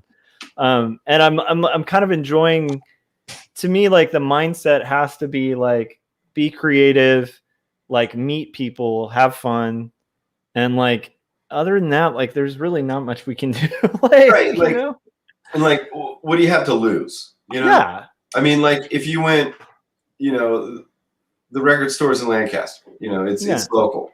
You know, it might be a little bit of a bum out if you had to go to like San Diego or up to, you know, the Bay Area or something like that, or whatever. But it's local. What do you got to lose? You know? Yeah, and I might actually go to the Bay Area and do something at a weird record shop. Like I don't know. I'm pretty open. Do that, dude. I'm gonna come down and meet you because. Awesome. Yeah, because that's where I'm from, and I'm all vaccinated. So. All right. Well, we'll have to, like, if I work my way up north, like we'll have to make that happen. But I don't know. We'll have to come down to that convention. Oh yeah, so I'm thinking about doing Long Beach Comic Con if you want to chill in the LBC for a little bit, because that's my turf. When is that? It's like in September, but I still need to register. But I was trying to coax Scott into. Yeah, I think I might do it. I kind of swore off conventions a little bit, but I kind of want to do it, one, as an experiment, because every time I go to a convention, I bring everything. Yeah, and I don't sell that many comics because I got all this other stuff. So I'm curious if I just brought my comics, just kind of niche with down, the comics sell, and also just, even if I don't sell a thing, just hanging out with Josh. You know, so if I can convince Corey and Kevin, like that would be the coolest thing ever. Yeah, well, we have to go September. 2 tables. That might be kind of fun because at the end of August is a big year. This is a big year for me, everybody. Not just the rebooting. I'm gonna be 50 years old this year. I turned 50 in February, so yeah. Oh, yeah, that's right. You're ahead of me. That's why I'm doing this whole, you know. Yeah, I hear you. It's our time. Yeah. So September probably gives me something to possibly make, but as we talked a little bit before the show, we got some irons in the fire that might kind of preempt a little bit of that. But I would love to come down and just hang out, maybe. Yeah, that'd be fun. We should all do that. Just fly down and I don't know, I'll be your hype man.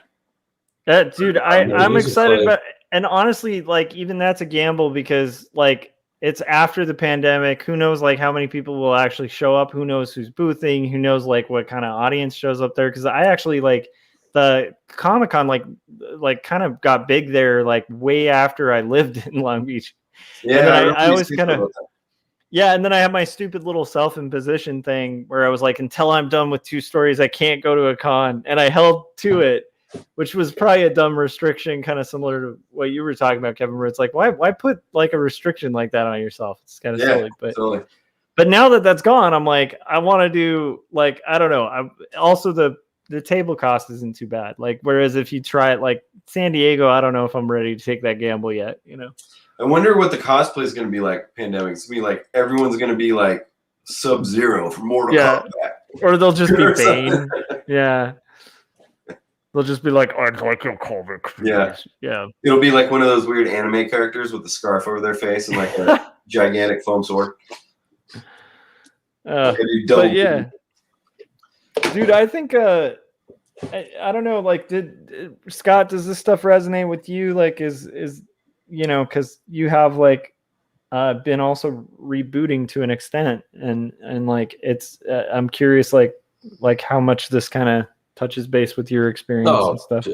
100%. I mean Kevin and I have different stories, but we have a lot of similarities. You know, we both went through divorces and all this stuff, and we've talked about that kind of before. But yeah, I mean, and I was telling Kevin before the show, I really just want to sit down and talk to him privately and stuff, because just all the transformation that I've been going through. I've been doing this, you know, it's transformational leadership, and it's just been, it was introduced to me by my girlfriend, just seeing the way she is and how she reacts to different situations and stuff. And like, man, I want some of that.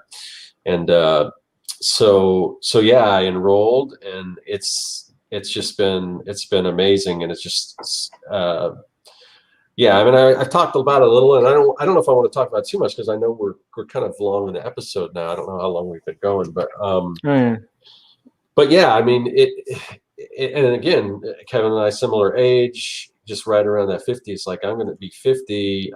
I won't. This was kind of like my birthday present, to myself, and sort of partially a gift from my girlfriend.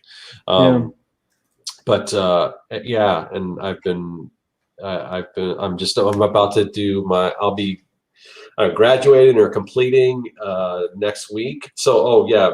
And I don't know who's watching this whole thing. We should have mentioned at the top of the hour. We'll mention it at the end, but we're not going to do, I don't think we're going to do Artcasters next week, but because I'm going to be out. And then the week after that, Jim Lujan, just letting you guys know. Yeah. Good old Lujan is,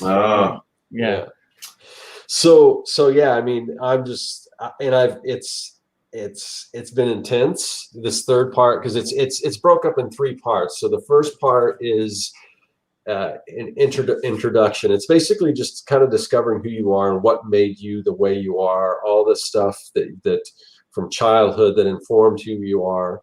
And then there's another weekend after that is called Breakthrough, and that's basically this is your comfort zone. Everything you want is outside of that comfort zone, how you break out of it. And it's really intense. I mean, you're yelling at parts, you're crying at parts, it is intense. And then after that, you go into the part that I'm in right now, which is a 3-month-long thing where it's just you get in groups and you meet with your group. I meet with my group every week, and then I meet with a smaller group, and then I have a coach that I work with. And I set all the goals, everything, basically the things that I want out of life, the things that I want to change in my life, the things that I want to improve, whether that's my relationship with, all my relationships, my family, my kids, my girlfriend, to, there's community service involved, there's my health goals, and then there's my professional business goals. And like I said, it's pretty intense. So that's why if you've been watching this video, I've been doing a lot of talking. I've just been working while I'm doing that, because there's just a lot of stuff that goals that I set that I want to hit and everything. But yeah, it's and most people, and I would agree with this, they rank it up there with, whether it's your marriage or having kids, that type of thing. And marriage, at the time you get married, not necessarily what comes after, unless you're in a happy marriage, then yeah. But yeah, so, and yeah, I would agree. So yeah, it's been awesome. So that's right. Yeah, I was just thinking what you were talking about. There's something about maybe our age, because I wouldn't say I'm super mature or anything, but something about, what we're talking about, and you're talking about like things you want to do with like business wise, but you also, it sounds like you want to give out to the community and be better for people around you. And I think there's something like where you understand that those work together. Yeah. You got to be on point with yourself. And you hear this, when you're younger, and it's just like boring old people who didn't make it in life type stuff. But then it's like, no, it's important. Like a few years ago, I guess at this point, 3 years ago, there's always $5 at least in my console in my car to give to somebody. Yeah. And I started doing it. Felt like, I can't help the world, but I can help a little bit, right now. So there's something about that, I think. So I'm glad you're doing it. I'm real happy for you, man. Yeah, and I had a goal that, because one of the part is the community service is mandatory, but I wanted to do something with my art. So what I ended up doing was I wanted to raise money for autism. So I talked to my local comic book store owner, because they have autistic kids, and I was just like, this is what I want to do. Can I come in and do a signing or whatever? We could just donate the money. I can do sketches, whatever. And they approached me with, well, we've been wanting to reach out to you because we're doing this exclusive variant cover for Archie Comics. It's a Betty and Veronica cover. And I said, yeah, I'll do it. I'll just donate my time. I'll do the cover. And because the way I don't know if you're familiar with the way these stores do variant covers now. So no, like I was saying earlier, I haven't been to a comic store for a long time. Yeah, so a store will make an agreement with a publisher, and they'll get an artist to do a variant cover, low runs. And it's just a good way for them to make money because it's a low run, so they charge a premium for them. So it's not like the 90s where there's a foil cover and the regular cover. No, they're probably still the companies they probably still do all that. But this is just it's like your particular store will get so many copies. Okay, gotcha. And then they can sell. And the good thing is because it's exclusive and there's collectors for this, that they can sell them online. So even if people don't come into your store, they can still sell a lot of the stuff online. That's going to be so cool, though, those covers you're doing, dude. Yeah, well, I just did the one, but, I'll probably end up doing more. I'm saying covers because they're going to have you do other covers. I just know it. Yeah, positivity. And I'm going to do a video on it because it's kind of a cool, because a lot of people just want to do cover artists. That's why a lot of people, when you look at their portfolios, they don't have any sequential art. They just want to do covers, but it's like, as hard as it is to break into comics, break in as a cover artist, it's even more difficult, and it's kind of a workaround. It's still not an easy workaround. I mean, you still have to be a pretty competent artist, I think, but it's a way to kind of get into doing some of these covers and stuff, and a portion of the sale is also going to go to autism. So it was a really cool experience. So yeah, it's cool. So that I got to draw Betty and Veronica in bathing suits, so Oh, that's gonna be really cool. I'm a Veronica man. How about you? I love the cause too, and like that's been a reboot for me. Is like recently, like I have started realizing I have an autistic kid, and I just started realizing through reading tons of material about it and doing all this coaching with him and stuff. And like, he's doing awesome in school. He's high functioning, but it's like really high functioning. It's it's awesome, but he's like irregularly smart, which is really cool. But through a lot of the things, I've just been like, a lot of it's like seeing my own childhood and like seeing certain autistic tendencies in myself and realizing like, I think I'm autistic, which is like, you said that to me once. Yeah. And I've been thinking it for years, and I finally scheduled like the first assessment thing for like next week. And not like, this isn't for like any sort of thing. Like, I don't think I need medicine for it or anything like that. It's just like, I think that knowing yourself better and knowing like what your limitations are or like what you have to work with, it's like really helpful. And I think taking advantage of the material you have as opposed to like seeking more material. Like I think what you were describing with like trying all these different mediums and stuff, like those are at your disposal. Like why not, so yeah, anyhow, like I just think doing things that benefit yourself and then also being open to growth, like, because it's like, it is so easy. I definitely have started noticing how easy it is to get locked into just stagnancy or repetition. And I don't know, it's I feel like I'm doing the circular thing too, but I think it's cool that you're doing stuff for that cause, Scott. And then aside from that, I also just, I think it's cool that I think working on yourself is good. It's just like, it's not always fun. Cause like for me, one of the main components of it, is just like realizing I'm an asshole sometimes, like I'm not the best person. And so like that's a big start for myself too, where I'll just be like, oh, well, like what you were describing about kind of like taking things too seriously sometimes, instead of having fun with it, and like things like that. Like that's a good realization, because that leads to growth. And so, yeah, I don't know. I'm rambling, but I'm excited it's been fun to see Scott. Like, I feel like, Scott, you've progressed so much in your career in the last like year or so, like the last few years, but you've really like tried a thing and like went all in, and it's cool. It's just, to me, it's inspiring, to kind of see that, because that is a huge change, because when we started this, you were kind of like an in-house guy, and you've gone from that like to this whole thing, Yeah, and then Corey said, "Yeah, you're still laid alive off all the time,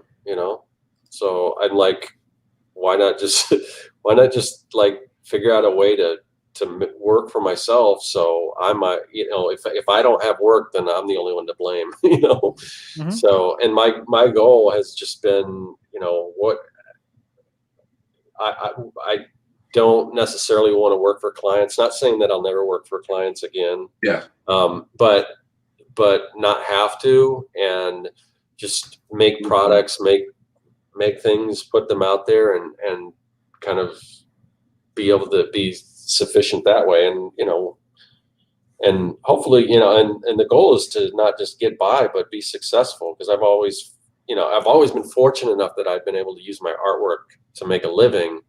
But, there's more that I want now that I am 50. I want to be able to travel. I want to do a bunch of stuff, and sometimes that requires, some independence, and it requires freedom, and it requires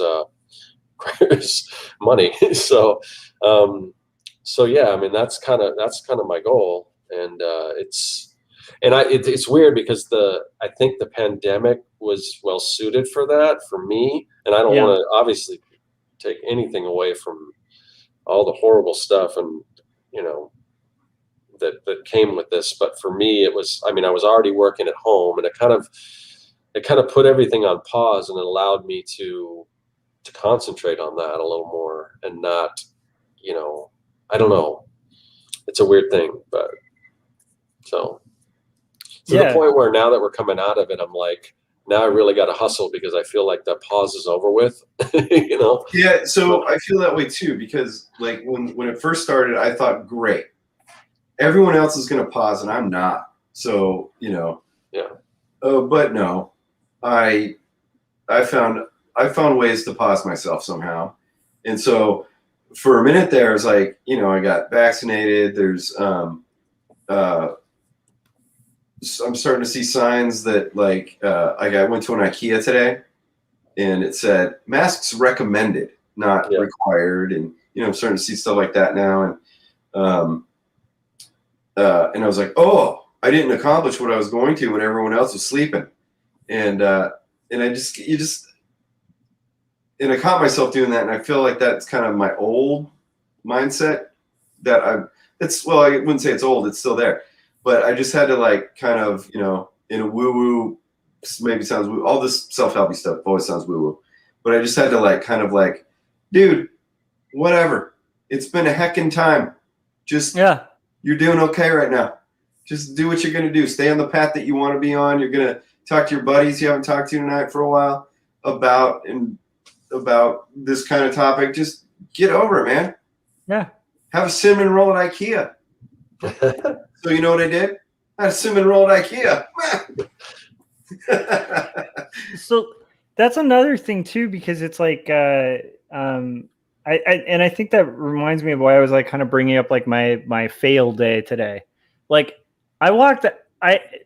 it's one of the first times I've had one of those experiences and really felt the fact that the failure is a good thing. And not in like a, like trying to convince myself kind of way, but like in a sincere, like, I know that that's a good thing, because here's the thing, for like every freaking person who might like, and I made a video that I'm going to upload, and it totally just well, I wish I had filmed more. I always forget to film, but it does show like the beginning, and then at the end, I'm like, I sold 2 books. Like, I was there for 4 hours. I sold 2 books. It wasn't, but I also kind of gushed about the store owner and stuff like that, because it was awesome. And the thing is also, it's just failure's a part of it. Like it's a huge part of it. And here's the thing. I still to this day think it's better to fail epically than to just casually do jack shit. Yeah. Like I'd rather be the failure on a stage playing a show than like the person at the show thinking someday I'm going to play a guitar, you know, like it's just way more awesome to be, to fail. Like that's all I'm saying. Like, so for me, I'm kind of getting comfortable with that. Like I'm getting comfortable with like, I can have success, I can have failure.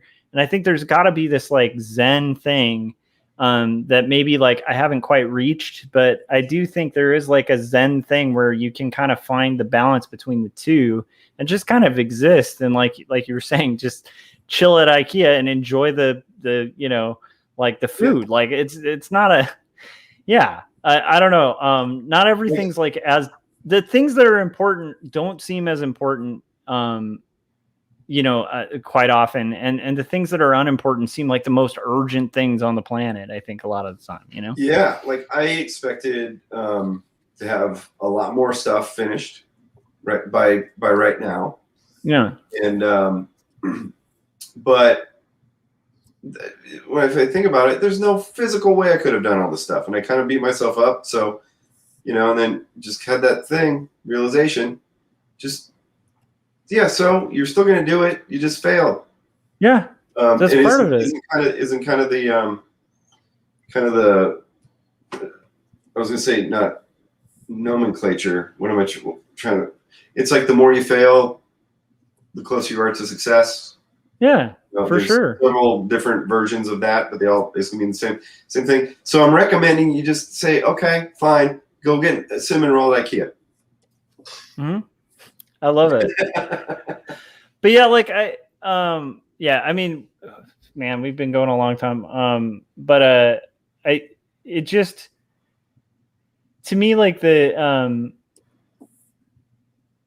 thing is like I had a similar thing to what Scott was describing, like in the pandemic, where, and I think for me it tied in with 40, right? So it's like I turned 40 and I was like, I want to have a rock album out before, like, I don't care, like, because I was playing with a band and we have an album that's just been being mixed for like a year and a half, and I was like, I don't feel right. Like I want to play some music and have like an album out by like the time I'm 41, you know? Like I was just like, I just want, like, that's something I wanted by 40. So fuck it. I'm going to do it by the time I'm 41, like before I'm 41. And then I like similarly was like wrapping up, quarterly. And Scott probably will remember this. I had spent like 5 years on this thing. I was working on when you were here, Kevin, and I was like at the finish line and I was hesitating on what to do with it. And then I think I even meandered with like different side projects and stuff. And like when the pandemic hit, I was just like, you know what? Like there is nothing to lose. So I just started just pushing it out. And like, that's when like a lot of stuff happened. But this whole thing's just been like freaking crazy. And no, I'm not only 40. I'm very recently 41, dude. But yeah, I'm a youngin', but it's just like, I guess my point is like just the fact that like the pandemic was full of like a lot of ups and downs and chaos, like absolute chaos, especially like, you know, with my day job and stuff like that. There was a lot of like just insanity, but yeah, like I don't know. I think there's no way to kind of gauge things by like, I think the whole idea of like chasing, I'm sorry, I'm trying to kind of articulate it, but it's like, I feel like we're constantly kind of chasing the next thing. And even when you achieve a thing, you're going to be chasing like, it's like you, like Will was talking about, where it's like you get to B and you realize, oh, I need C. And like, quite often that can lead to like, you get to C and you need D, and it's just, you're going through the alphabet in cycles. And like, sometimes it's just fun to be like, just get to B just to get to B. And that's the the point. The whole process is, I mean, it's cliche, but like the whole process is worth it rather than just the result, you know? Right. And you sent me music because one of my goals, and I still have time, but I want to do not a whole album to start right now. I just want to do an EP. Cool. Just, you know, like a 7-inch worth of music, you know, 15 minutes, 10, 15 minutes, something like that, an A-side and a B-side type deal. You know, have it digital on Bandcamp and Spotify or something. Yeah. But we've been sending each other music, and like, so we're doing something with one of the creative endeavors that we enjoy. You're saying like your other band, you know, you got this record. It's basically just sort of in limbo, if it, you know, being worked on or whatever. It's being worked on, but it's taken a while. So, but you took the initiative to do some other stuff, and you know, even if that stuff you feel like, well, that failed for what I want it to, or and I'm not saying that that's what you said, but I'm saying like, but it all those roads lead to a goal at some point. It's just like, I think it's very analogous to what I was saying, where if I stuck with Monkey Mod as it was going, I would probably have something out right now, and I would hate it, and I'd feel like I had to do it because I worked on it for so long. Yeah, people would hate it, and it would be like the next few issues would be phoning it in until the new story. So I'd just like, okay, well, that's a failure, but it actually has serviced something that I think is going to be good. Yeah, and I mean, like, you've learned a lot through it too. And actually, the funny thing is, even the way I'm approaching this music stuff, I keep sending Kevin stuff I'm doing because I've made a goal to like try to do this every year. Which I may fail at because I think, but like it's June, so I have to knock out another song. Do an EP instead of an LP. That's not a bad idea. But like, and I gotta send you the other stuff because I have a friend who is just like, he's taken the tracks and just like done feedback and like all these weird crazy things over it just for fun. And so now I'm like, should I do both things but the whole point is like, I'll probably sell like 1 or 2 albums, like to like friends or something. But like the whole process is fun. It's a creative outlet that I need to do. And also I'm doing weird stuff that I have no idea what I'm doing. And half the time, like, I don't even know if I like the result. I'm like, this song came out kind of weird, but it's fun. And yeah, so like, the stuff I'm doing, I was always in the hardcore punk bands and stuff, you know? Yeah. And the new stuff I'm doing is just me with one guitar and this. I love it. Yes. And it's you know, I guess you could still say it's punk, but it's I don't know. I'm not a piano player, keyboard player, you know. I know notes, so like I can't play like this, so I have to play like one hand for one part, and then I have to go and do the other hand track, and then sometimes I have to put little stickers on the keys, but it's got a little drum pad, and so I'm like, well, that sounds like 80s goth music. All right, I love it though, because the stuff you've been sending, it's also like very like rock opera-ish, but it's still punk rock. Like it's pretty awesome. I love it. It's got just like a lot of sweeping arcs to it that are really cool. So. I feel like it's like who'd someone say if Cure tried to play in a hardcore band?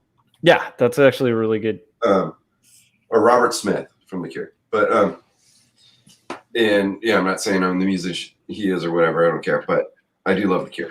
But anyway, we're doing it. And I love it. You know, also, who's to say, you know, the comic you're doing right now that you sell to at the record store, the music project, your solo music project, maybe you get a couple of listens on Bandcamp. But if the plan is to keep on doing it 5 years from now, what if that's like hey, you know, it's like when we were younger, you know, going into like the record store and finding that like gem of like a punk band from Poland that no one heard. You're like, oh.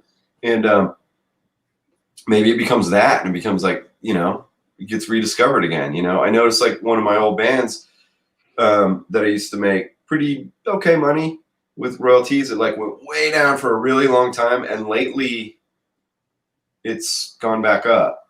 Like, not making me rich by any stretch. Like, I'm like, oh, bag of groceries, cool, that kind of money. Yeah.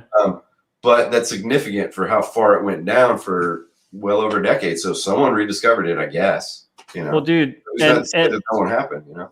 And I mean, Scott's building a whole passive income stream like machine right now, and it's like that like those little bags of groceries add up, man. Like, and not only that, it feels really cool buying a bag of groceries with something you did like 10 years ago. It's pretty cool. Even if it's like $5, like because I have months like with royalties from shirts and stuff, and even if I like have just one month where it's like a $5 that I made from like a shirt I did like 10 years ago, it still feels good. Yeah, it's still like it feels free because like free money because like I mean, first of all, playing that kind of music, I never expected to make a penny. Yeah. Yeah, that makes sense. So it's like, and the royalty checks I've been getting lately are for bands like the most recent was from 15 years ago, but mostly it's from a record that was, I think this is the 25th anniversary of. Oh wow, that's so cool. Yeah, came out in 96. Is that no? Oh my God, it is the 25th anniversary. Yeah, dude, that's awesome. I was a young man then. I think this was a good talk. Like I hope we kind of touched on everything. I definitely like the fact that we kind of focused on the idea of rebooting kind of having to do with like some honest self-assessment too, and just like also like kind of realizing the fun of creativity, because that's something I constantly have to reset and remind myself of, because again, if you're not like passionate about it, it's just, even if you get like, because we've all been in art long enough to know like what it feels like to have something that succeeds but you're not into, and it never feels good. Like, yeah, there's so many other professions that make more money. If you're gonna hate a job, you might as well do them. Totally. Totally. So yeah, I think that's really cool. We had tons of people in the chats. We didn't get to everyone. I did want to highlight like let's see. Oh, credit belongs to the man who is actually in the arena. His face is marred by sweat and dust and blood. I like yes. that. And then he also, I wanted to find that really funny one that we might have missed. Okay, never mind. I'm kind of gonna forget it, but where was that? It was pretty hilarious. Is there anything you guys? It was Chris's comment. So when we were talking about cosplay, I popped this up, but I just want to highlight how good this was as a bit. I'll cosplay as socially distant Scorpion. Stay over there. That's pretty. Get over here.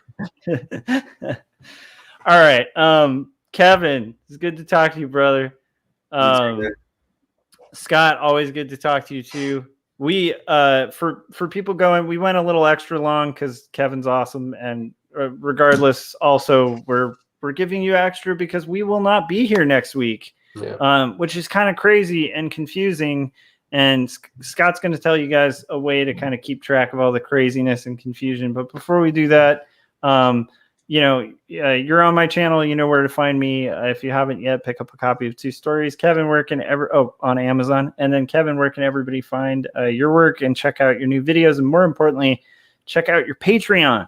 Yeah. So the new videos aren't up yet, unless you're a Patreon, and there's So anyway, they will be up very soon. There's old videos, so you can check those out. Let's compare and contrast. But yeah, so youtube.com/KevinCrossArt is YouTube. Patreon is just my name, Kevin Cross. I think it's just, what is it? Patreon.com/KevinCross, I believe is how to get there.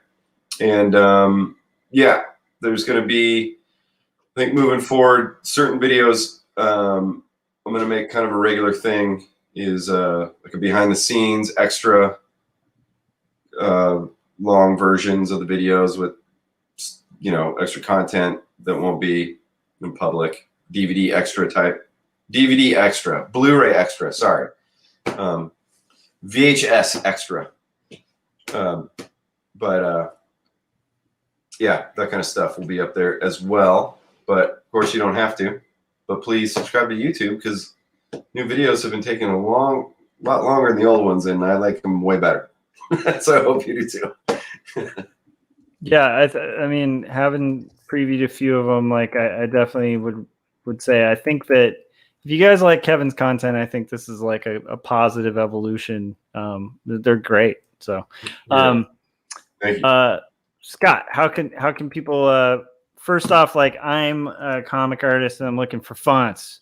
Where can I get those fonts? Well, you can get the fonts at Serkworks.com, but there's also a font here in this product.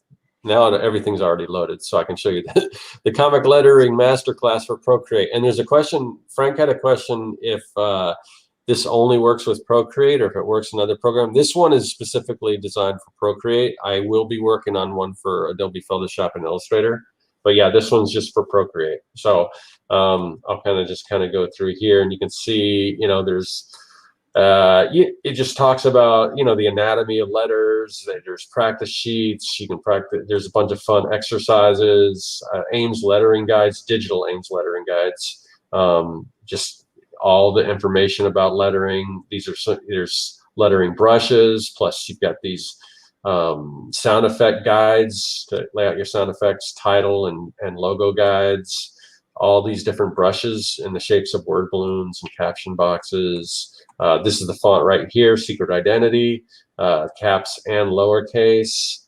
Again, the Ames lettering guides, and all kinds of cool exercises and stuff. So this is available right now only in Design Cuts for the next, I think, until next Tuesday, and it's on sale. So if you go to designcuts.com, you can get that. And other than that, Procreate with those lettering guides. Yeah.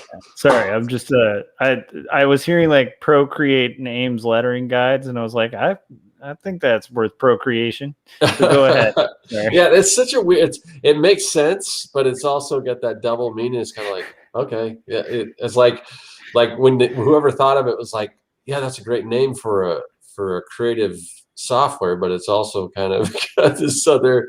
So yeah. Well, I don't know, but yeah. Sorry for making the obvious joke there. No. But yeah, so like Josh said, this show we do this every single week. It bounces back and forth from Josh's channel to my channel. It's usually on a Thursdays. It can be in a different day. It can be in a different time. Tonight we started a little late. So, but if you want to know exactly when we're going to be on, when we're going to start, all that stuff, whose channel we're going to be on, just join our mailing list. We don't spam you or anything like that. We just send out, usually about 30 minutes before we go live, we will send out an invite, and you can click on that because YouTube doesn't always notify you. So yeah, that's what you need to do. There's a link in the description of this video where you can join that mailing list. And like Josh said, I just wanted to thank everyone in the chat. I've just seen some people we haven't seen in a while. So it's good seeing some old friends kind of return and get in the chat just to kind of see what Kevin's up to. And he's up to some cool stuff. And like, honestly, guys, join Kevin's Patreon because it's the videos and stuff he's doing is awesome, and I can't wait for them to go public. But I also can't wait to see kind of the behind the scenes stuff, and you definitely want to do that. So I mean, it is really, I'm not lying when I say the way it's edited and the humor and everything. It's like my favorite content on YouTube, and I'd like to see more of it. So definitely check it out. And check out Accidental Kickflip, because if you haven't yet, you're missing out on a gem, like a secret gem. And you don't even have to be a skateboarder or anything to enjoy it. It's great. All right. All right. And with that, I will just say, Procreate with those Ames lettering guys. All right. Have a good night.